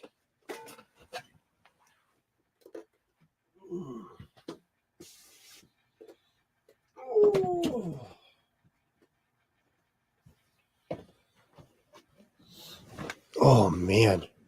And yes, I'm calling myself the Ed McMahon. You are. You are. Ah, that hat is so sweaty. I prefer that I'm Picard and you're Riker. Number one. Number one.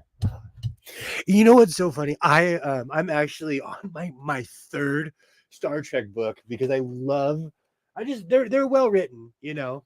So I'm really back in my Oh. Yay. Hello. Is this the charter flight to the sewing convention? Hi. Oh, can you hear me? Yes. Okay. How are you? Oh, I'm all right. I'm worn out. I've been doing projects. I saw what you sent me earlier. Like, I was painting my bathroom, and I'm like, I won't say why you and I are twins, but we are the Wonder Twins. I swear. Ding. I will activate. But I woke up inspired today. Oh, okay. So I'm gonna run real quick and then I'm gonna come back with a reveal. But I gotta go to the sewing room, the other sewing The room. other sewing room? All right. I'll say hello to everyone. I didn't get to say hi earlier because I was trying to make sure I got my sandwich before they closed. So I see. Thank you for having me here, Ed McMahon. I appreciate it. And Butterfly, you were asking something about your featherweight. I don't remember what it was, and I don't remember having an answer at the time, but I can check the adjuster's manual if you don't have like a copy of this. We can see if we can figure it out. And who else is here? I saw Joy in the comments earlier. Hi, Joy. And I'm looking for names. Oh, Rashawn was here at some point. Hello, Rashawn, if you're still there. You should come on and say hello. And who else? Who else? Oh, Atheist Mo was here earlier. All right. So what do you have going on?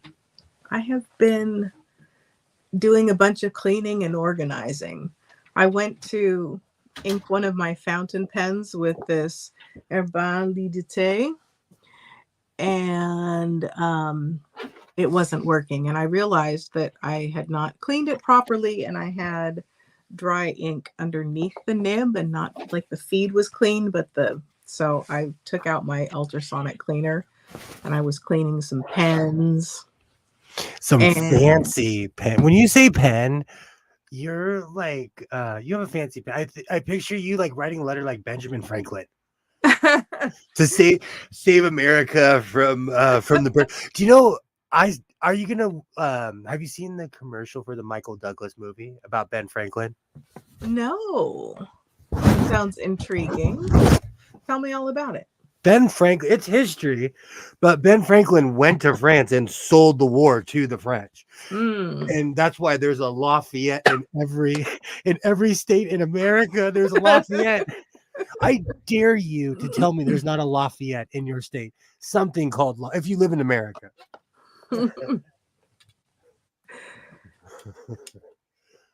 But but Michael Douglas plays Ben Franklin.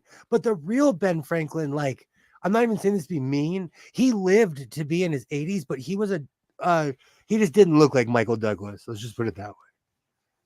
But I can suspend belief. I mean, how much of that was because we have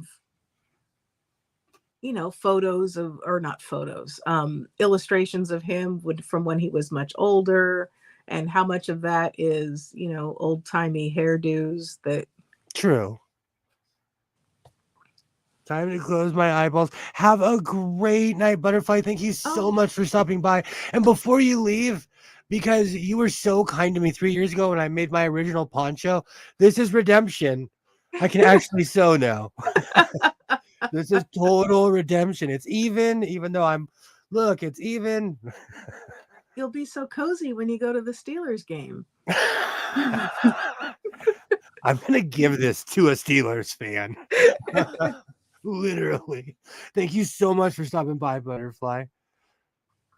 Ben Franklin was David Lee Roth of his day. He really was. He was a rock star. But the movie is like, I know it's effective when I watch the entire trailer. Oh, It's rare. Like when I heard the ba da da da da da da from Beverly Hills, I was like, okay, I will be here. I was like, okay, I'm gonna watch this trailer. Have a great night, Butterfly. Thank you so much for stopping by.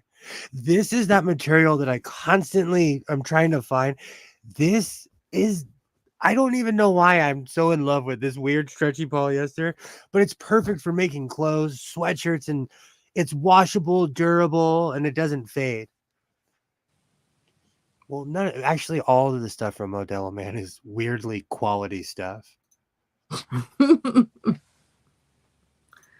Here's a picture. I should upload it so you can. You're But I was you're kind of organizing my roboting. fabric. You're Oh, kind for of pity's sake!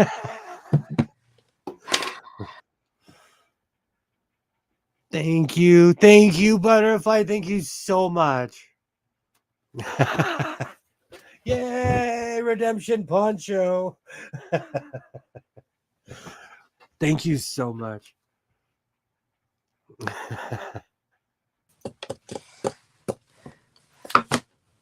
Am I good?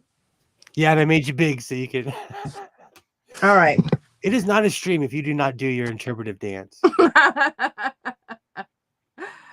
So I was organizing my fabric. I rolled up all the pieces, except for some upholstery fabric I have. I rolled up all the pieces that are bigger than a square yard. Maybe I should do that with that weird pile I have in the corner. You're inspiring me. Oh, hey. Glad I could help. And earlier I gave you credit because I was like, I'm thinking about making Jankos with my denim. And I was like, this is not my original idea. Wanted suggested this a couple days ago. Just in case you were listening. Because I don't like it when I say something and someone's like, I have this great idea. And you're like, I told you that a day ago. It's my idea. Did I suggest making Jinkos? Oh, well, okay. I did suggest doing another tutorial. You could make some Jinkos from scratch. That's what I Like, was thinking. yeah. Because then I could make a mega size. Super wide leg. And then you should make yourself some work pants since your other ones keep letting you down. Although I do wonder if you're sitting on scissors, that could explain some of the lacerations about your denim. I was sitting on these. These are just wide enough where these ones would have these are short, stubby ones. They would have let me know I'm sitting on them. And I'm sitting on a giant pillow. It's the 5'9" equivalent of sitting on phone books. And you know what the funny thing is? I made this pillow years ago to sleep with. And I put a pocket for my cell phone, but then cell phones got bigger. So that no longer fits in. No cell phone. All my new cell phones. Anything above an iPhone 11 doesn't fit in the pocket. I have some handbags that are like that. I got them and I'm like, okay, my phone's going to go here and this is going to go there. And yeah, no, not anymore. And like those backpacks that had like the flip phone pockets, those were ingenious. When phones were smaller, those were amazing. But phones are the size of tablets now. Yeah. So I've asked the question 3 times now, and I've got nothing but the answers I thought. How do you feel about fast fashion, Boston Assemble? Okay. You shouldn't even have to ask me. I know. Just for this is the 4 yards of conversation right here. Oh, that's warm. I think that Oh. I think that it's fun to be able to play with your style, and I think that we as humans, we like new and shiny things, and but fast fashion is wrecking the planet, and people are it's just going by too quickly, and it has all the problems that it always had. Yeah, I think I'm going to cut the shoulders down on this. I found this in a pile. This is a fast fashion. This is semi brand new. It's that weird distressed look. I think it's amazing that they use $1 million laser to distress clothes they're gonna sell you for $5. When I watched that video, my first thought was, does anyone know how much that laser costs? Because I do. I know exactly how much that laser costs. That is more than $1 million, probably. I like It the still color. trips me out to this day. So I'm gonna cut the arms down, but it just brings up that and this original use, that's a Temu fast fashion brand. Mm, And this is like the third or fourth item that I've got from a pile of clothes. mm,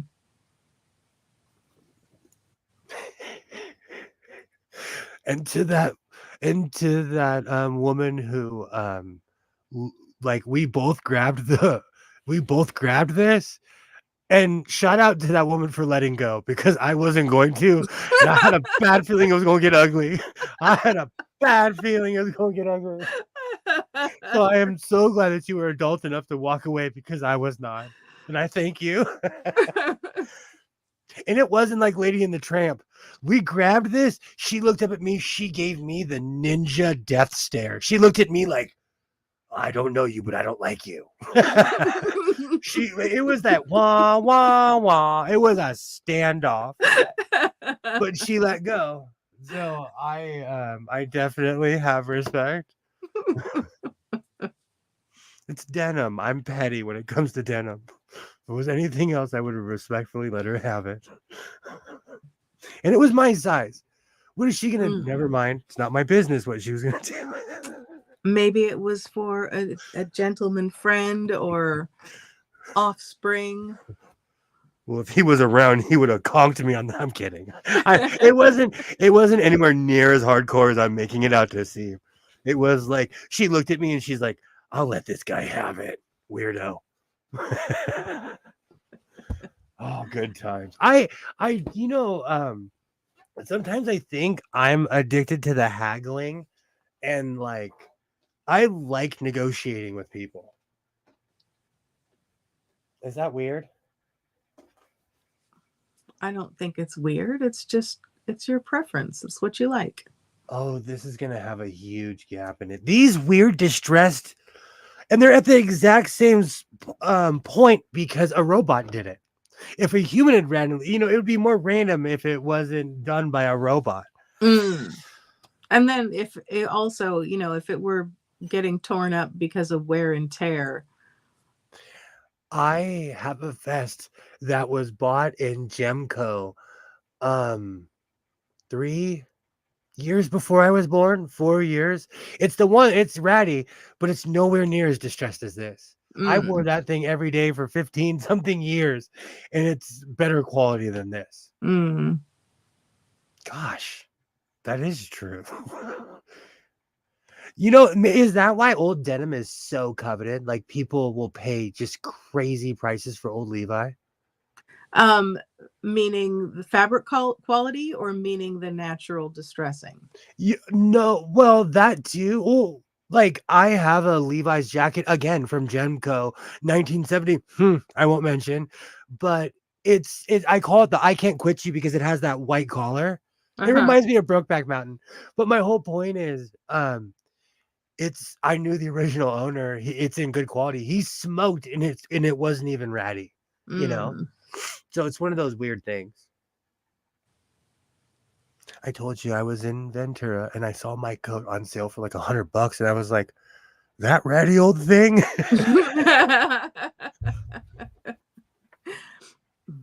It's not ratty, it's distressed. I'm petty when it comes to denim. I need that on a badge. I'm gonna get a button maker for all the crazy things they say in here. So, Kilroy, do you have a book of these quotes? We can, put out a little pamphlet or something. Oh, the book of Kilroy. I'd read it. Do you know what's so funny? I almost bought a Toronto's Blue Jay hat today because I thought it said Kilroy, but it said Mildred, and I really need to wear my glasses. Because I'm thinking about going back and buying that industrial. I'm gonna take a picture of that hat. It looked like Kilroy at the angle. It was smushed. So if I see a Kilroy hat, I will buy it. Well, the industrial seems like a good purchase to me. I would just like to say, for the record, that our dear and loved friend here at House of Sewing, Polish and Assemble, is my official enabler. You are, because every time I look at that thing, I hear you saying, "Do it." You see again. You're Palpatine. You are Palpatine. You are truly. I I am not Mildred. No, but it was the way it looked. Maybe I need to start wearing my glasses and not just for driving. But it was the way the wording was. And I knew it was it was a personal hat because no one had purchased it. I'm like, why did no one buy this hat? Because stuff like that flies off the shelf around here. Because we love anything that's Montreal Expos or Toronto Blue Jays. Okay, so I cut the shoulders down on this. And let's see how it looks. I'm excited. You know what's so funny? I was thinking about putting... Oh, I need to look in the mirror. Sorry. I know it's a shocker to no one, but I have quite a few mirrors in this room.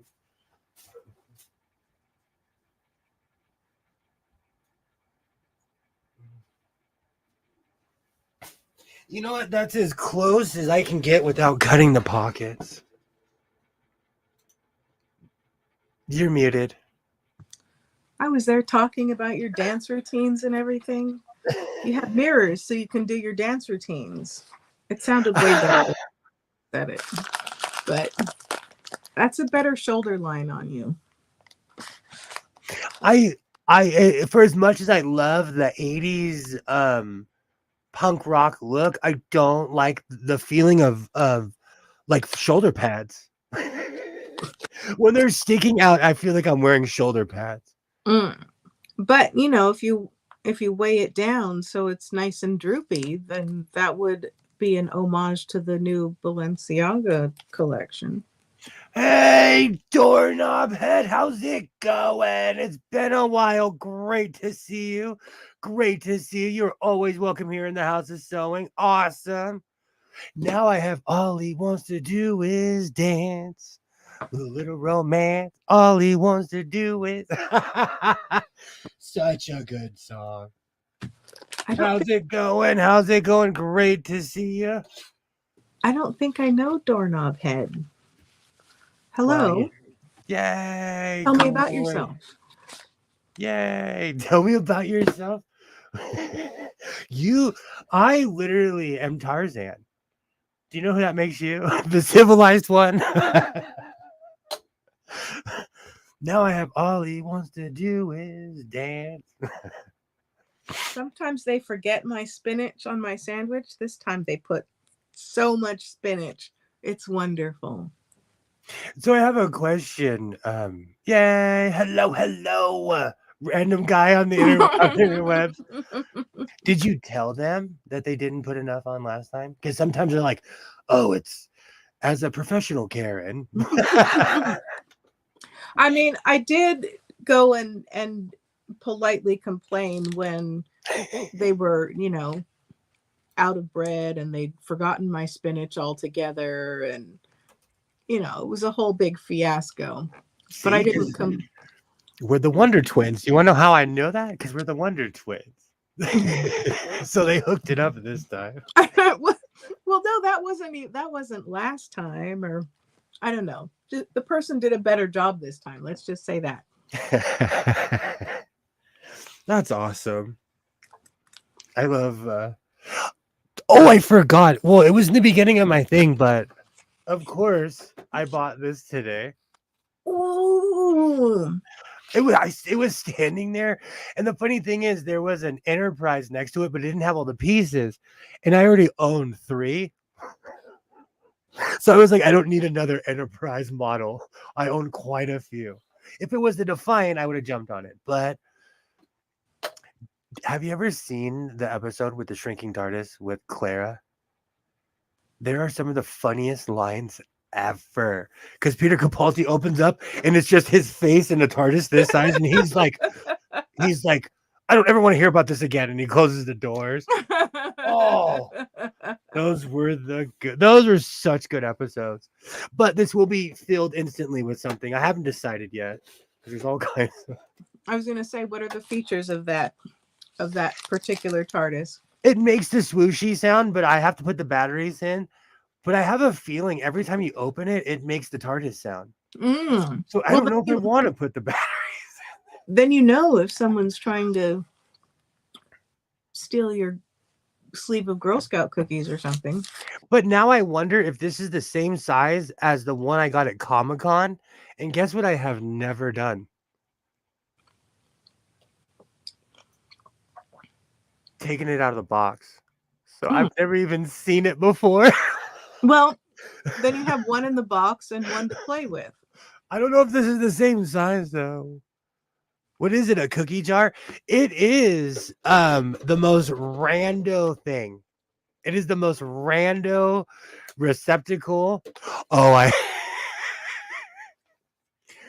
so the Jehovah's Witnesses, they blanket my neighborhood. And if your house reeks of THC, they won't come to your house. Really? They put this, I have cameras, and they sit there and they're playing paper, rock, scissors to see who's going to put this on my front door. And they were pointing, and I'm like, I wonder what they're saying. They're like, the heathen guy lives there. You'd think they would want to give you like extra pamphlets to turn you away from your sinful ways. Well, one of the elders learned that I will respectfully get into conversation with you. In Spanish. Oh, pick a language. You can't even switch on me. I forgot about that. I did put that in here. I was like, are you kidding me? I might have to start smoking pot like a chimney. I was laughing so loud. I told myself, I was like, don't let them hear you. There was like 15 of them. And you know what? Like, do your thing. You're not going to change me, but but they can't. Elder 17-year-old dude. As far as Jehovah's Witness religion goes, I really never really got into it. I call him elder because I live in a Mormon neighborhood. And those are the people who come by the most. But they've learned with me too. Like one time I was unloading concrete and these young men were like, I'll help you. And I was like, you know what, I'll pay you. And they're like, no. And I was like, all right, you want to do free work? I'm going to talk to you as much as you're trying to talk to me. And they helped me unload like 400 pounds of concrete. Wow. Yeah. And did they tell you about Jesus at the same time? They tried. It was funny though. But it was so funny. They were like playing paper, rock, scissors. And I'm like, man, I wonder what my reputation with these guys are. But I come rootin', tootin', and scooting to the neighborhood. Like, I get it. I'm the loud guy around here. Like, I totally understand. My truck makes noise.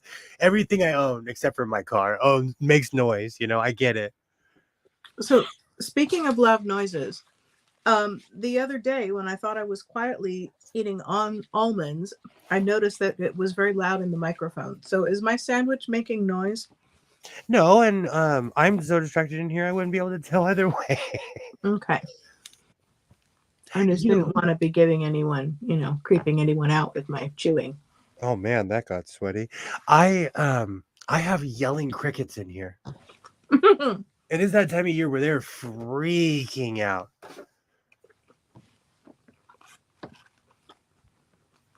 Oh man. Today was crazy. So you heard how I got pulled over? Sort of. I heard, and then I heard like something else later, and I'm like, oh, this was today. No, it was on Friday. Okay.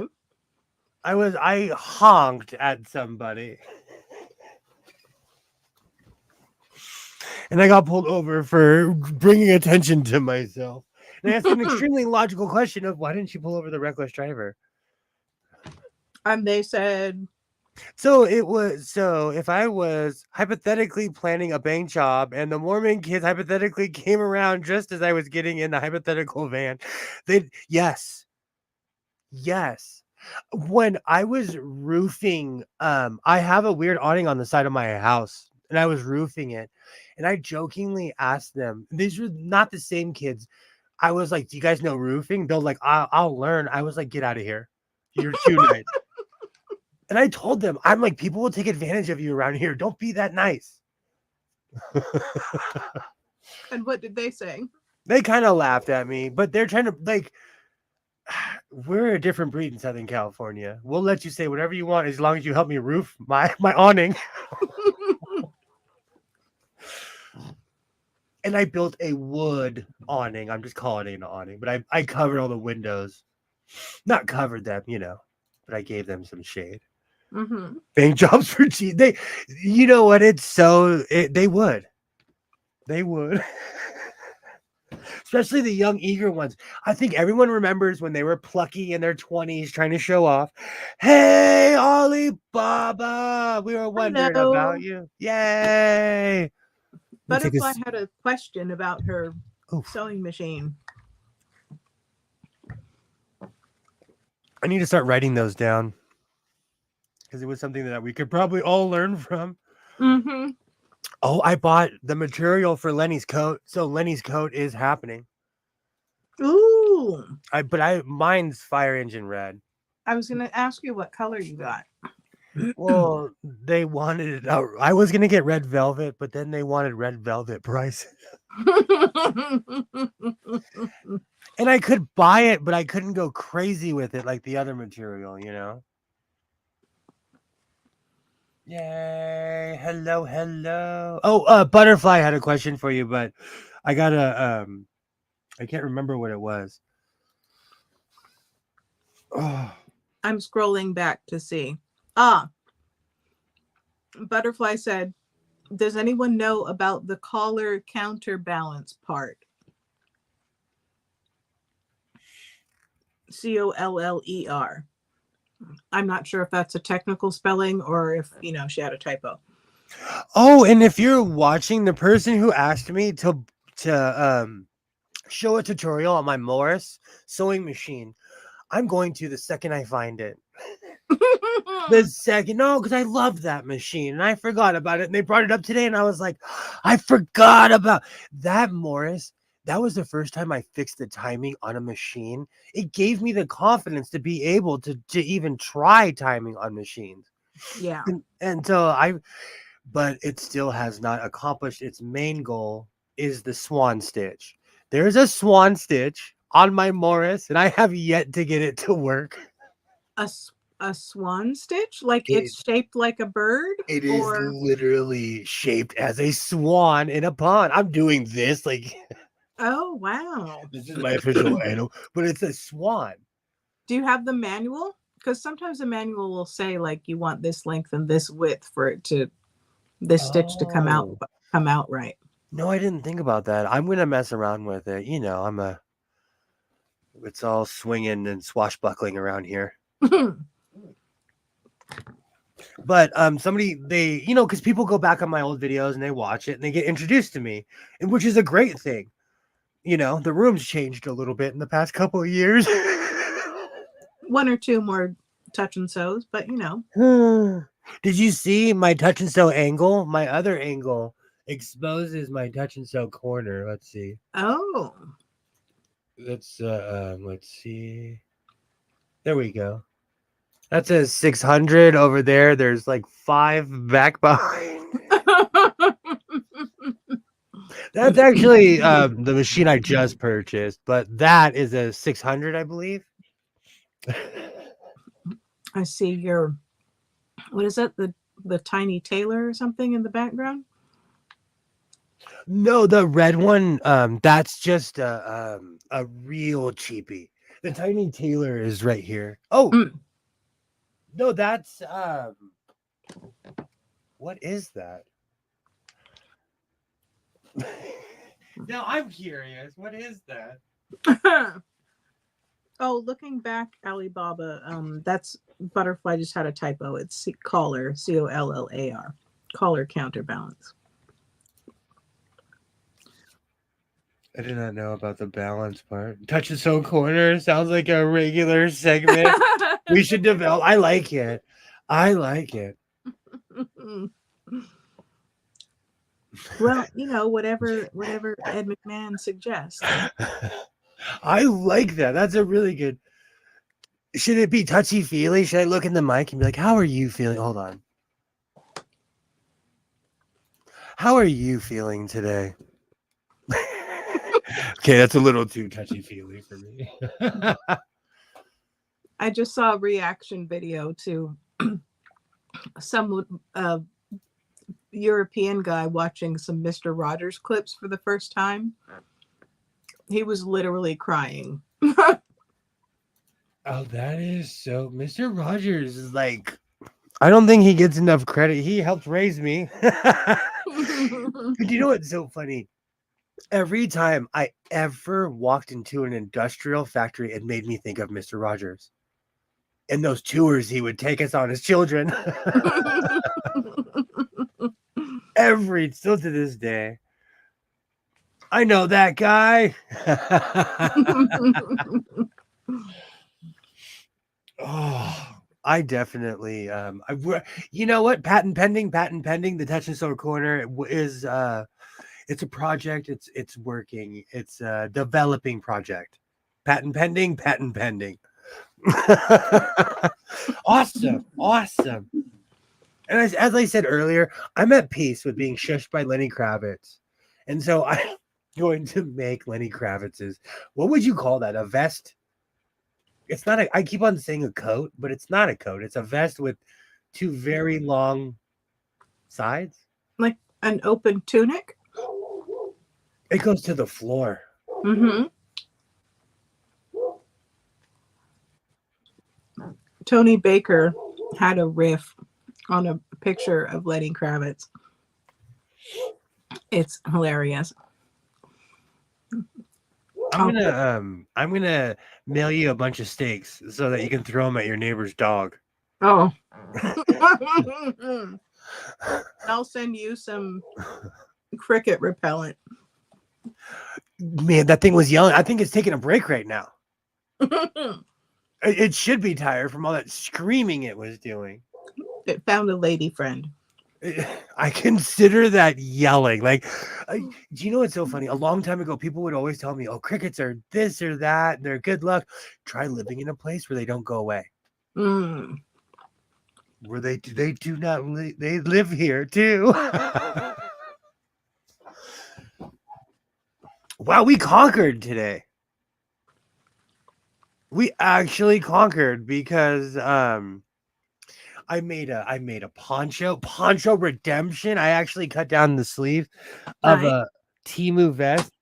I have a crazy question. So I used to watch Walking Dead all the time, and I'm probably gonna do it, but I loved Daryl Dixon. I loved the character.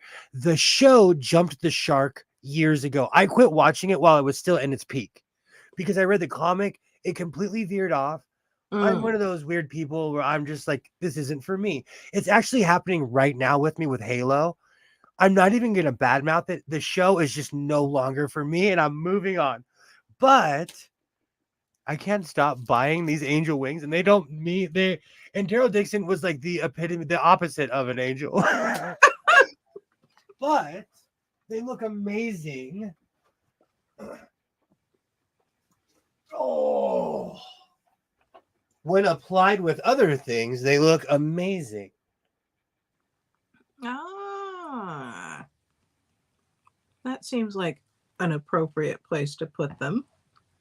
I love this vest. This every time I wear this vest, people are like, "Oh man, can I take a picture of that?" So if you see me in people of Walmart, that person was not as kind as I thought they were. I knew someone who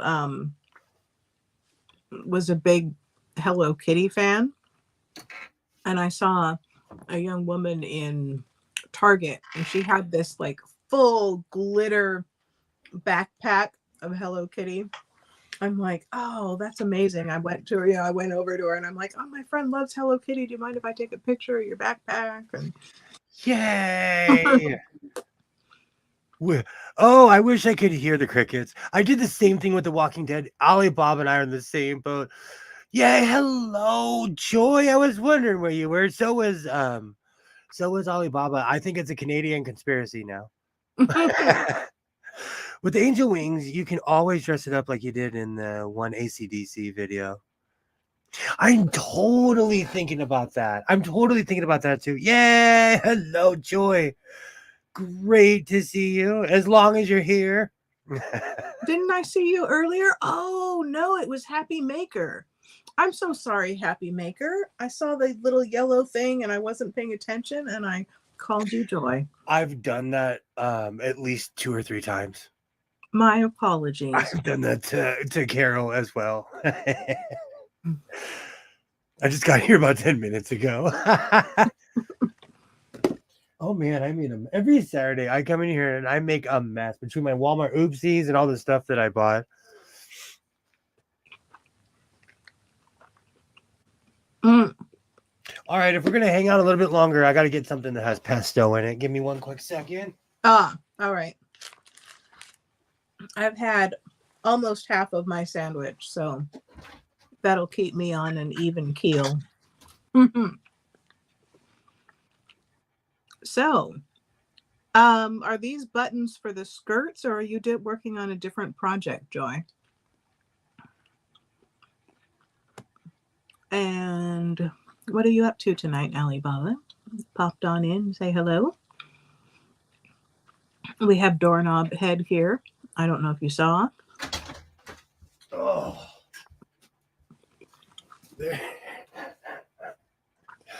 there is this in Star Trek Lower Decks. There's this episode of an Orion, and she really hasn't had Earth food, and she can't stop eating this stuff. And she's like, "What is in this?" And they're like, "It's this amazing stuff called pesto." She's like, "This is the greatest stuff ever." I just had a nice salami sandwich. Awesome. She sent me. Oh, she sent me 20 more skirts. Oh, wow. Is that a good thing or a bad thing? Yay. Yay. Eat the pesto so you don't get maddo. So I don't see Doorknob Dead. Hello. Hello. Hello. Awesome. Awesome. I was looking at the Iceland latest eruption. what's the latest with Iceland? I didn't know that they had another eruption, or is this just a continuation of that one from a couple weeks ago? You mean you're not subscribed to a volcano like I am? There are, if it's like because I have sleeping problems, I find things that are just like white noise to fall asleep to. I used to call a buddy at work Furball all the time for Waka. So Furball, he could he really could move. Also a tennis champ. It's a good thing as pensions are not enough to live on sometimes. Absolutely, Joy. Same spot, new fissures, so new eruption. That's like whenever I get a side job, I am grateful because MMA is expensive. Yeah.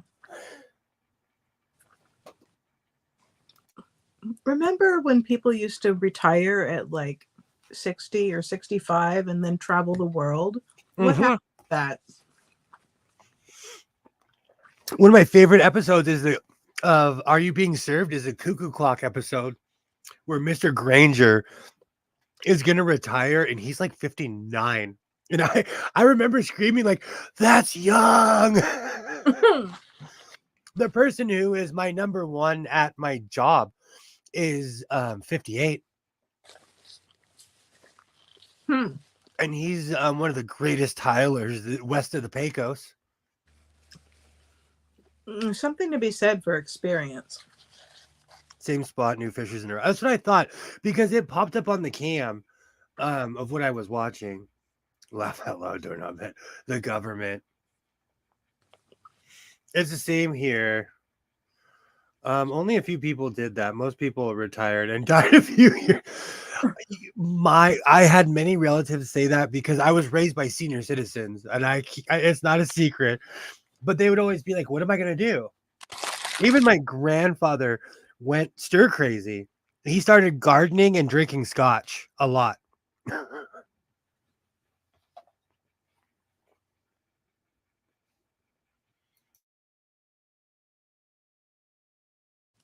Well, you need something to do so you don't lose your joie de vivre.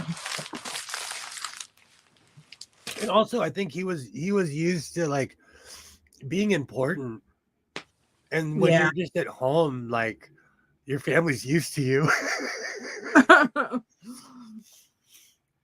So it's weird. I actually I know quite a few people like that. I knew someone who was in the NFL who could not handle civilian life, who just could not handle being treated like everybody else. Mm. Yeah. Imagine your whole life is catered to, and then one day you hit 30 and you're old. Yeah. And because, if you're NFL level football player, then the accolades have been coming for a long time before you've even left high school, let alone, been in the NFL. Oh, your whole life. Because basically, when they see it happened to me when I was a kid. If you're bigger than everybody else, they tell you, like, hey, you should play sports. People just didn't know I was going to stop growing at 15. I've been 5'9". I jokingly say since junior high, but I've been the same height since high school. Like I've gone sideways, but I haven't gone up. Oh, goodness. All right. I'm going to go get a cup of my tea and make sure I don't have spinach in my teeth. And then I will be back and I'll put my camera back on. Okay. Pesto break was a genius idea. Oh man, I needed a pesto break. There's a reason why the NBA requires their players to take money classes. You gotta have some dough left after the crowd moves on. Oh, cup of tea. Cup of tea. Cup of tea. I'm glad that they do that now because they didn't used to and people would end up completely broke. Gene Upshaw actually started that in the NFL as well. I don't know Gene Upshaw. He's just one of those like legends from the 1960s and 70s. Huh. But he stays relevant because he invented what we now consider like he just basically brought light to CTE, to people spending too much money. Ah, okay. This has been your Pesto Brick, sponsored by Juki. Hey, if Juki would like to sponsor me, I am here. I am here. I should change my icon. Still has the December theme. There's nothing. I love your Santa hat, doorknob. It made me laugh when I saw that. I was shamed.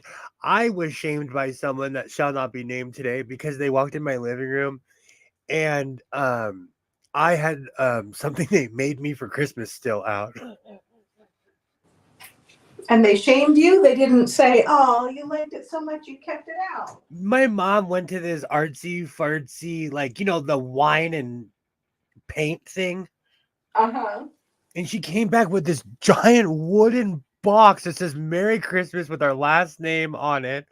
And she gave it to me. It reeked so much of stain. Oh. I had it in the shop for like a week before I brought it home. Oh, goodness. What did they stain it with? Straight VOCs? In my town, they have this thing where the yuppies go to drink wine and paint. It's like it's called something though. I can't remember the name of it, but there's an actual like people do it. There's nothing wrong with that. But it was huge and wood. I asked her, I was like, "How did you get this in your car without staining your clothes?" I don't have to touch the herbs to grow. I can't even kill mint. That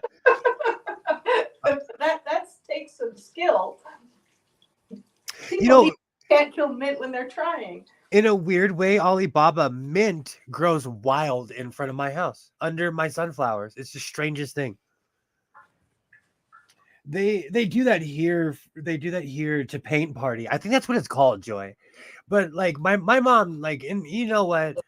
She is more involved in this town than I am, so I respect her for that. She has a life. She's in all these groups. She goes out on Friday nights and parties with her friends. But she comes back and she's like, "I made you a pot. I made you this, or here's a." It's like the reverse, back in the day when you were in like kindergarten and you came home with the hand-shaped turkey. Now she goes out. For real. But it's cool though because like I don't talk about it, but I'm a plant guy. I have house plants. I have indoor, outdoor plants. I grow food. So if you want to make me pots, I'll take them all day. Yeah. All day. I need new pots for plants. It's a, it's almost I'm gonna go in my backyard. The great cleaning is underway, so I'll be planting soon. Ooh. I look forward to seeing that because I like your backyard. And I found more potatoes. I threw a bag down once, like 5 or 6 years, and they come back every year. Potatoes are kind of magical that way. Like you take a potato and you grow a couple little bits from it, and then you never ever have to buy potatoes again in your life, even on Mars. It was well, it was like my son and I had let them go in the cabinet, and they had arms. They were, and I just literally just buried them on the side by my rose bush, and they came in force. I had oregano grow out in the lawn. It smelled like pizza when I cut the lawn in a spot. I had to dig it up. So true. Do you know when I put sod in my backyard? I don't know why I let my father talk me into this. He was like, "Oh, if we dump white vinegar, it'll kill all the weeds." My backyard smelled like a salad for like 3 months. Oh no. Every time I walk my backyard, I'm like, I'm craving a salad. Potatoes come back easy. Laugh out loud. My arms have almost 12 inches. My arms are now almost 12 inches long. When I tried to get rid of, because I had a front lawn that it was bald and patchy and more weeds than plants. And so I saw, that you could pour boiling water on some of the weeds and that would kill them. The weeds just said thank you. They're like, oh, great. I'll never know if it worked or not because I'm like, I just scraped the dirt down to earth. Oh, whoops. We had some bad weeds. I tried everything. Eventually I got fed up and dumped some bleach on them. They'll never come back. Oh, goodness. Have you been able to grow anything in that spot since then? In my parents' house, my parents were no joke when we were kids. Like, we worked hard. There's a corner where nothing grows where my brother poured motor oil. Oh, wow. And it's a famous corner in my parents' house now because it's my parents' house. It's covered in mulberry trees, like my backyard, and that one particular spot, there's nothing. Oh no. What can you even do to like help that break down or make it so that you can grow something there? 1,000 years from now, something will grow. Well, I was trying to find a way to speed the process along. My pops made this really weird like he just put a giant thing of concrete on top of it. We were fountain builders, so he just basically put a faux fountain on it. Okay. Burn the soil. That's not a bad idea. Yeah. Sounds sensible from my armchair perspective over here. Well, that happened over 30 something years ago, and nothing's grown in that corner, even around it in that corner. Okay, good. I'm gonna munch. It's a strange. Well, if you do anything to the soil like that, it won't grow. If you burn it, will that end up killing the bacteria so that the soil isn't fertile anymore? I would Can be shocked. Fire is like I told you this on the property. In '07, there was a giant fire that burned down half the property. It replanted a bunch of plants that were never on the ranch. Fire weirdly brings life. Well, yes, but if you've got motor oil in the soil and it's burning like all the way down in there, I'm not sure. I don't know. Any botanists in the can you help us out? Oh my gosh. Geologists, I oil would have been if I engineers? finished college. That was one of those overambitious subjects. I just wanted to learn how to grow in a really fancy way.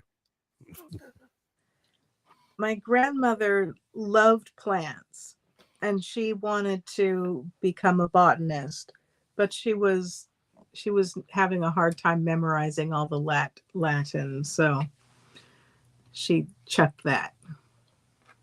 More oil in the soil. Say that 10 times fast. I definitely could not. More oil in the soil.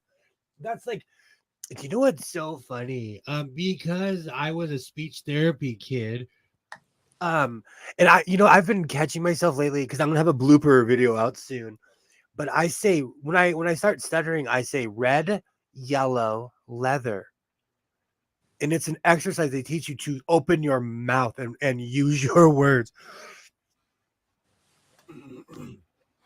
But Red leather, yellow leather. red, yellow, leather. In my era, they would teach us that. But that, and also, let's see if I can do it.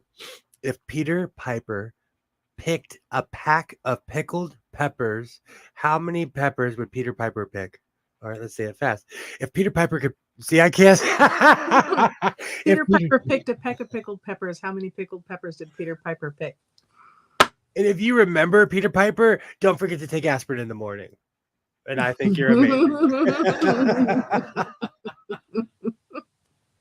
Oh man, that really just aged me right now, Peter Piper. I loved that book when I was a kid. She sells seashells by the seashore. How much wood could a woodchuck chuck if a woodchuck could chuck wood? Let's see. I'm gonna make a hoodie, a half hoodie out of that drape. Walmart oopsies. The RAV4 is still beeping at me. Do you know if it thinks you're swerving, it beeps at you? If a car comes close, it beeps at you. I drove into the swap meet this morning and was reminded of how beepy that car is. It's Red almost like baby buggy bumpers. Oh, see, I stuttered on that one. Yep. Oh, I'm writing that down. That's a good one. Fuzzy Wuzzy was a bear. Fuzzy Wuzzy had no hair. Fuzzy Wuzzy wasn't very fuzzy, was he? Now I feel like I should do my coffee rap. One of the reasons they do that in speech therapy is to teach people like me to slow down. Because when I was a kid, I would talk at 900 miles an hour. And so they teach you to slow down and say every single word. Take a breath. center yourself. I hate thinking cars. They really don't think, and they think well when they. It's driving me crazy because I think I'm gonna have to put my flex in the shop again, or maybe I'm just being paranoid. It's Hmm. creaking. The car is creaking. Oh, well, that's not good. Thank you. And it did not make that noise before I sent it to said person. Hmm. And so, anyways, I've been driving the RAV4 more, and the car, like, and I think it's the creepiest thing on earth that it tells me there's somebody, and it says there is something in the back. There's something in the back seat. That's what it says. I've watched way too many movies. I had a true. Yeah, I got into a true crime phase 3 years ago, and then I realized it was ruining my life, so I quit watching. that's that's that's genuinely creepy. I had to stop watching true crime because I was like jumping at shadows.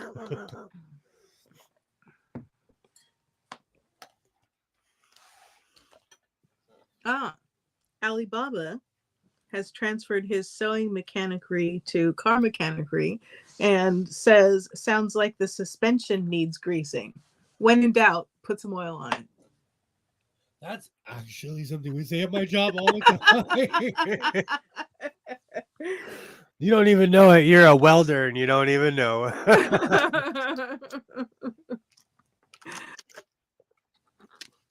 Oh, I'm so glad I brought.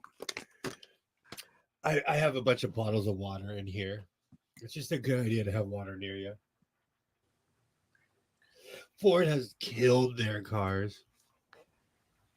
Well, it's also Apparently, subsidiaries that they're of. Like Jaguar is Ford now. There's all these different brands that are basically the same vehicle. yeah. But it's I think it's because I have the 88 truck. I tell that thing what to do. I love that truck. And my Flex, it's modern, but it's like a 2017, so it doesn't have like I have satellite radio. It makes me feel like I lived in the future until I got this car, and then now I feel like I'm in iRobot. I was thinking of that movie when we started talking about cars.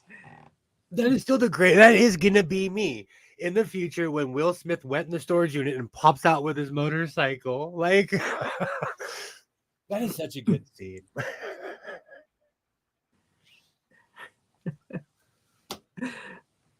Doorknob says iCarly. CAR.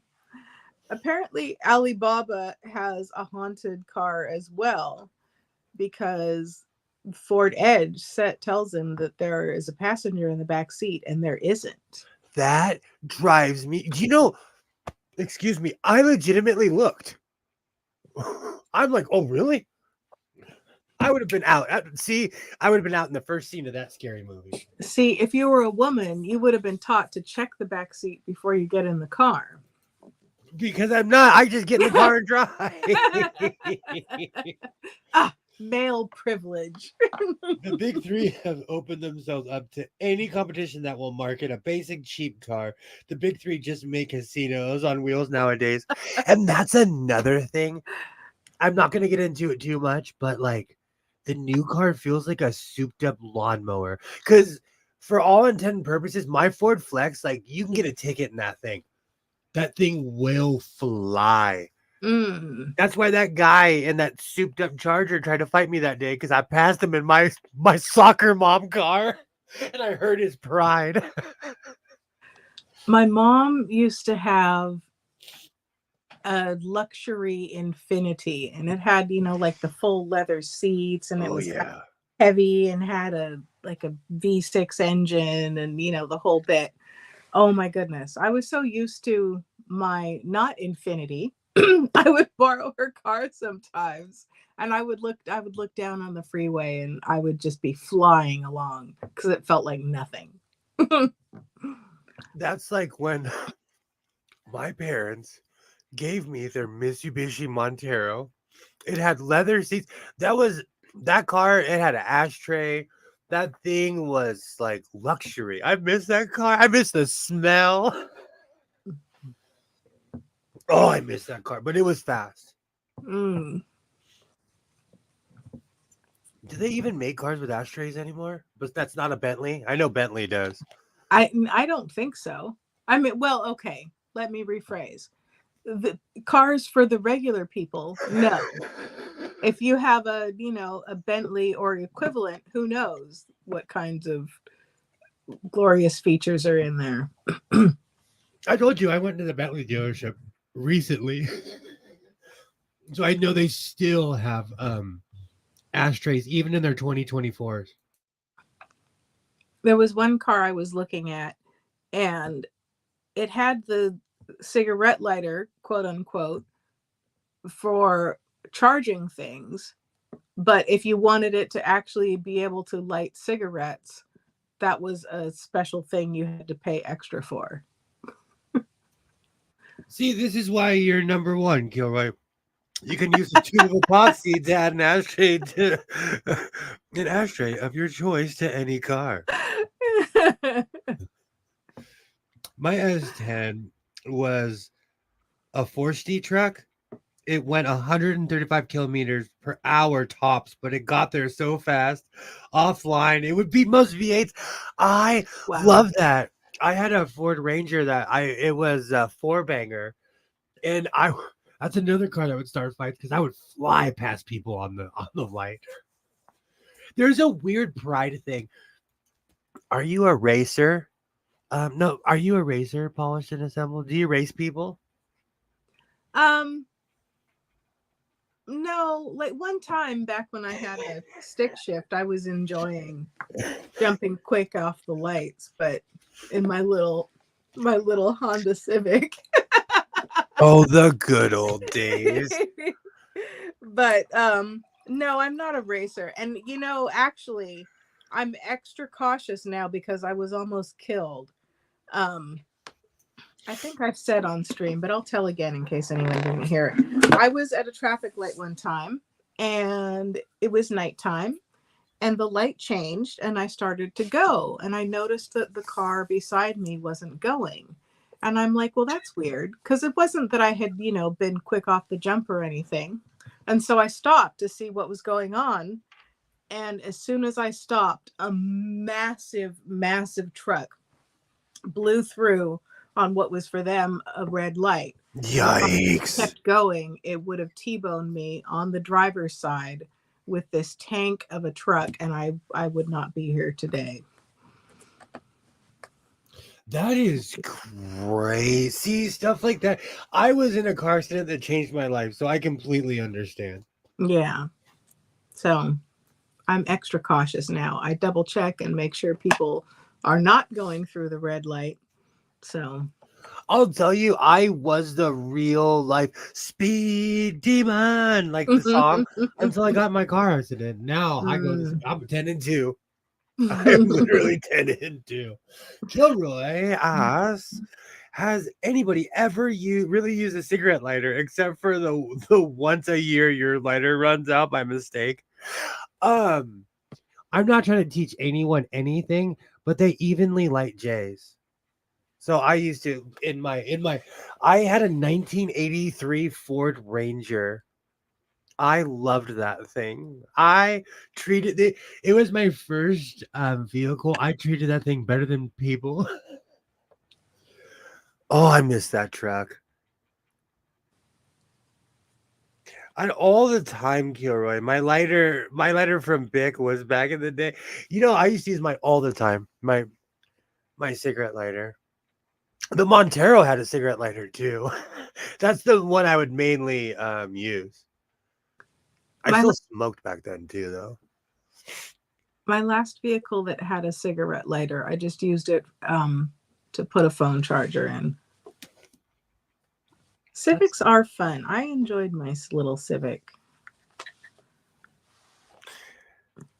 I miss our 1970 forest green Mustang. That Oh sounds wow. like so much fun, Joy. Wow. Oh, those were great years too. Those were awesome cars. Too much. I had the volume up when I was making noise earlier. My cigar lit nice on the vehicle. Exactly, cigarette lighter. Mm. It left an even circle. So when you light a J, it just it's so funny. I cut them now like cigars. So I can evenly light them. I even have a pair of scissors for cutting J's. I'm bougie. Oh, you don't have one of those little snippy guillotine things? Everything I've had, I actually had a ton of those. I used to get a bunch of incentives from this pipe place, but they were poorly made. And they weren't expected then to be used all the time. And they are poorly made, and I use them daily. You have to get a fancy one. I should get a good. There's a few. I need to go to Ventura because there's a few thrift stores I would go to where they would have like antiques, and I would buy an antique one. Eight H. tracks. Oh, my In stepdad Oh, go ahead, had a please. lime green Chevy Love with an 8-track player, and we used to listen to all the greats: Sam Cooke, Curtis Mayfield, In Marvin the Gaye. Hmm? in the shop right now is the 8-track player from my childhood that I used to listen to Dr. Demento. I used to listen to George Norrie and Art Bell on there. Every time I look at that thing, I'm like, how are you still working? And if you think about it, that thing was given to me because 8-tracks were way gone by the time I came around, and it Mm. still works because somebody found an 8-track, they walked up and they put it in, it still played. doesn't doesn't oh dear, what's the name of the channel? Tech something or other. Oh, that's helpful. Why can I never remember the anyway? There's a guy, the one with the boxes all behind him, and he talks about all the retro tech and stuff. Doesn't he have a video where he talks about 8 tracks? Maybe. I'm subscribed to someone like that, but I don't think we're talking about the same person Mm. because the person I'm subscribed to is a furry. Oh, I do not believe this gentleman is a furry. If Neil he is, Diamond. he keeps it on the down low. Neil Diamond, Hot August Night. Oh, you guys are making me miss the 8-track era that I wasn't around for, but I still have the equipment. I got a super fancy cutter. A guy asked me for a cigar and realized that I gave him a Monte Cristo, number 3. He gave me his nice cutter. He built my house. I had an 8-track joy. How much was that cigar worth? He gave you a cutter, then he built you a house, then You'd be surprised. You'd be I'm surprised. kidding. Cigar, like I knew someone that had asthma, and I'm not talking about myself. I knew a Mhm. family member that had asthma and was a cigar, would hang out like in whiskey and cigar bars and Mhm. would like hunt for Cubans, but he's a born asthmatic, you know. I have cigar boxes that I use to wrap gifts. I'm just mentioning, Kilroy, that this particular person we have now entered the furry segment of the evening. He built the house before I moved in. This person that I watch, their entire house, no, no, I'm sorry, their entire living room is 1940s and 50s Sears. It's unreal. And then Huh. in their kitchen, they have all the 1970s Sears stuff, and they order this stuff and get it sent to their house. Like they had this 1970s Sears washer that you hook your hose up to. Oh, Oh, it's so retro. I love their channel. Especially when we played it on the Mac here. Every note was clear as a bell. Do you I heard this debate when CDs came out. mm, People I know said that the sound quality was lost. Do you think there was better sound quality in vinyl or like in 8 tracks and stuff like that? it's just different, and so But then, when they started to be able to, fit more data on the CDs and change the way they did things, and it, it, it different, I think, is the best way you can describe it, because sometimes they were able to really get all the sound in there from put all the extra. I'm not articulating this very well. I'm tired today, excuse me. But so you could have, it was kind of cleaned up, and you could perhaps hear all the stuff, but then that doesn't take into consideration that you weren't necessarily supposed to hear all the stuff at that level or in that way, or So Alibaba and Joy think there's better sound. I am biased because even though I don't talk about it, and it should be a shocker to no one, I have a ton of vinyl records. What? No, what? If you're into the Jets, if you're into like Menudo, Bobby Brown, I'm your guy. People I know went crazy in the 80s, and I have all the records. Um, Before I forget, I had to laugh when Kilroy said, I would not use a 1970s dishwasher fire waiting to happen. And Alibaba also said, I like those dishwashers from Sears. This person's a YouTuber. That's why when people say things to me, they're like, why did you do this and this? I'm a YouTuber. Sometimes you do extraordinary things for content. And this person got famous for their whole house is 1970s, like it's literally 40s, 50s, 60s, and 70s Sears. So they kept going. And they also repair like old Sony headphones from the 80s and from the 90s. This person's actually, I think they're a genius. But, they get judged because they're a furry. But they're really good at fixing things. Right. Right, Butterfly on Roundabout by Yes, you can hear the 1980s Seiko watch beeps. I wanted one of those so bad. You get full sound on vinyl, but the vinyl does not have a better quality. Okay, this is what I was looking for. Vinyl does not have a better quality. It's just differently mastered because they have, excuse me, heavily edited the music to get it to fit in the grooves on the vinyl. Fight, fight, fight. We get full sound on vinyl. Do you know? I think we should stop and clap for me today. It took everything in me. I did not. There was a whole karaoke system with 2 tape decks, and I stood there. I was like, "Don't buy it. Don't buy it. Don't buy it." I almost did. See, I'd rather see you get the industrial. Then well, you don't want to hear me sing Dr. Feelgood? I mean, you can sing Dr. Feelgood all you want, but I feel like the industrial is a better investment. Alibaba, this particular person does miracles with just not even Sony, just old equipment. I almost want to send my Radio Shack headphones to them, see if they can fix it. The master ones were great. A new vinyl would be a better fresh. The channel I was talking about before is Technology Connections. I'm going to link them in the chat.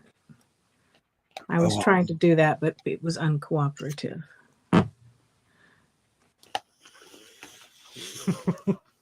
There we go. And when you elect me president, I will make sure there's pesto in every house. Gosh, that stuff is so good. You sound like the kid. And I'm going to put soda in the drinking fountain. Hey, that's still a good idea. That's still a 30-something, 40-something, 50-something years later. That is still an amazing idea. I bet that kid got elected ASB president. And like all politicians didn't follow through with their promise.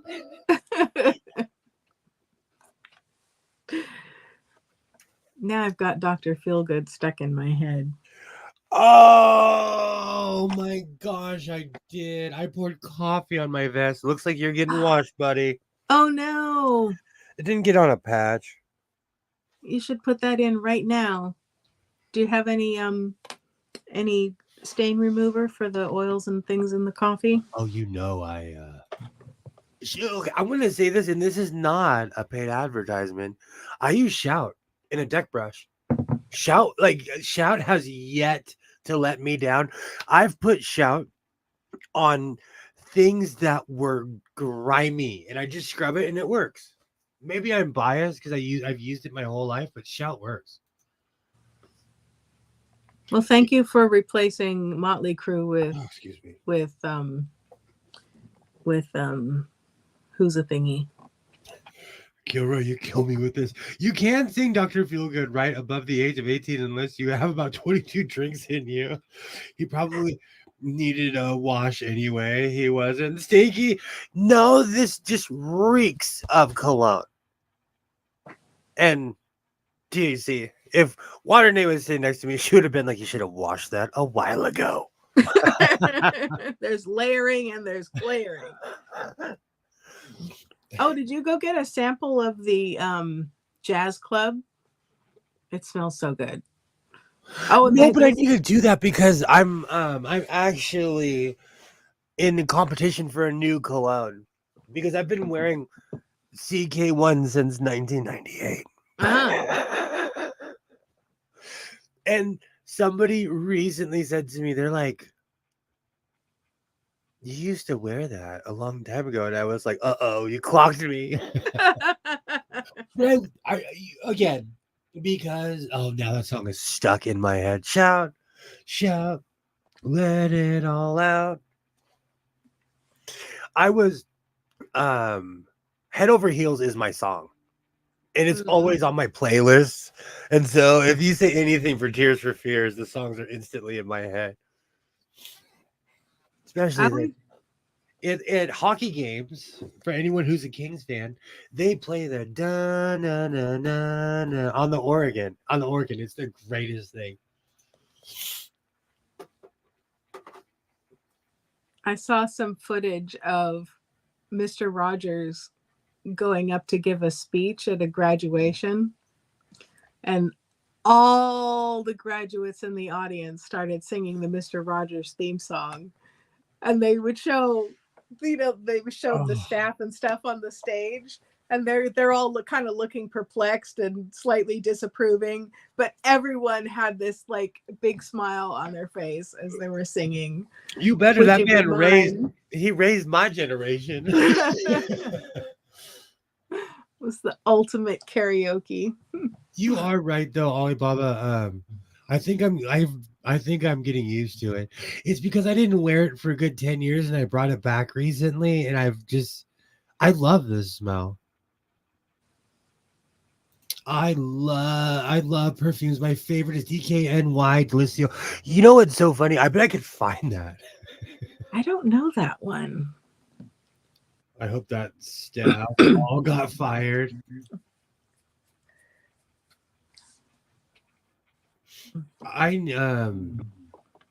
So I'm on the hunt for a new cologne because I also layer like, but let's be real, I buy a really expensive bottle of cologne, then I go to Ross, Marshall's, and this one place called Didi's Discount because they all sell cologne. So I'll get like the really expensive bottle, and then I go buy like 2 or 3 bottles. Like I have a bottle of Michael Jordan. I haven't worn that stuff since the 90s. I forgot how good it smells.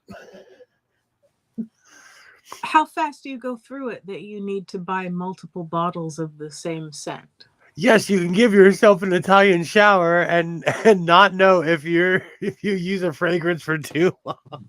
Did you really just say an Italian shower? Oh, we call it something else, but I'm stealing that. I've been using my late lady friend's perfume ever since I learned to put it on. You can just spray it in the air and walk into it. Which one is it? Some scents work really well on the quote opposite sex. And I like a lot of I like a lot of scents that are meant to be kind of unisex. That's another thing. I'm tired of people asking me, "What do you wear?" I say DK. I say DK. I say CK1, and they're like, they come back to me the next day. They're like, "That's a perfume," and I'm like, "It's unisex, okay?" It was always unisex. It was meant to be. That's why it's called one, CK1, as opposed to for her or what have you. I love that smell.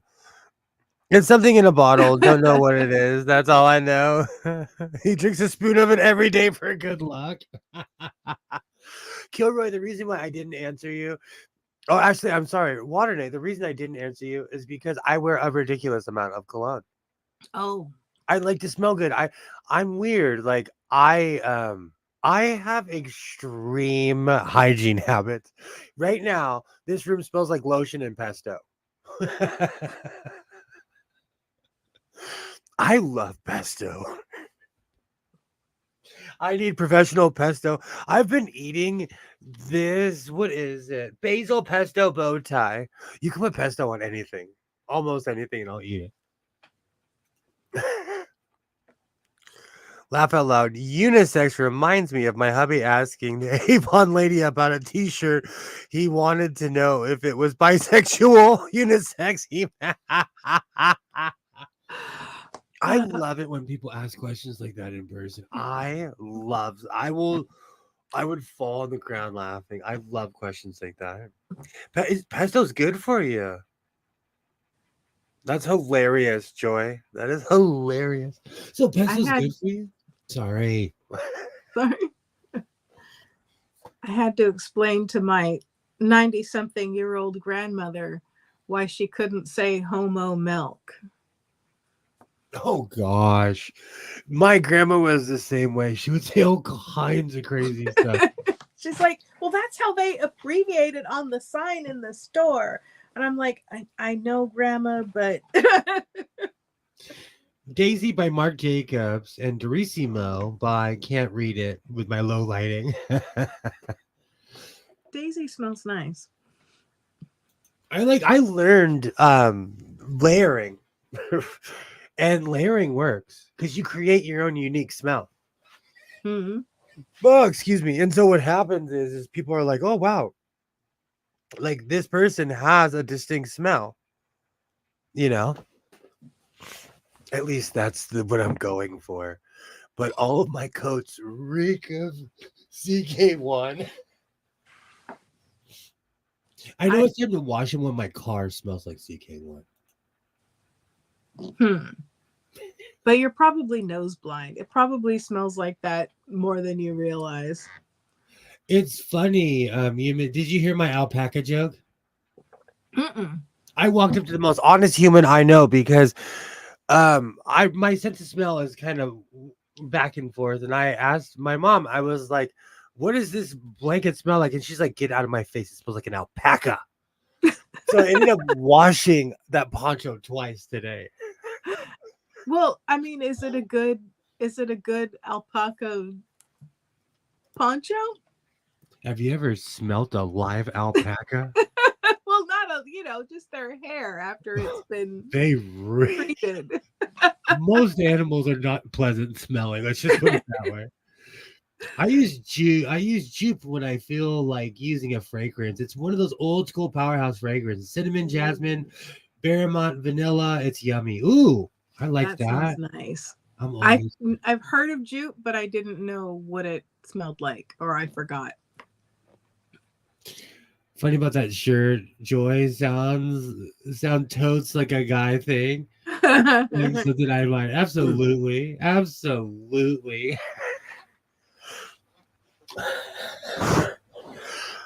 I've said all kinds of things in a very headstrong way, not realizing what I was saying. Let's see. RAV4 Scream smells like an alpaca. Hoodie drapes. Walmart oopsies. I purchased a Walmart oopsie. And this is denim. Oh wow. I am so excited. When I grabbed it, I was like, oh, I threw it straight in my cart. Well, that'll be fun for summer. I'm excited. I have a bunch of ideas. I don't know if I was gonna make. I'm like waffling back and forth between making a vest with a yellow back, or like like like yellow pockets on the side or something. I don't know. Is there, oh, excuse me, is there enough fabric? No, it doesn't look like it, but is there enough of that yellow denim to make your Jenkos? No, but I can use them as stripes. That's a good idea too. Oh, I like that because the yellow and the blue would look so good together. Mm. Reminds me of one of those yellow banana snakes. Denim, that color. Exactly, Alibaba. I freaked out when I saw it. I was like, yeah, make a big bird duster. If I had enough, I would. And I did in a way when I was trying to make my Cab Calloway coat because I went all the way down to the floor, Mm. which we're going to see soon when I clean out my closet. I've heard about this closet cleaning for a while now. Hey, I painted my bathroom today, okay? Well done. That's a big deal. Well, I said when the light gets fixed, I'm gonna paint the bathroom, and it got fixed yesterday. So the next day, when it comes to things like that, I'm true to my word. Like I don't Mm. play. Like I was gonna do it anyways, but there's no point in painting a bathroom when the light's broken.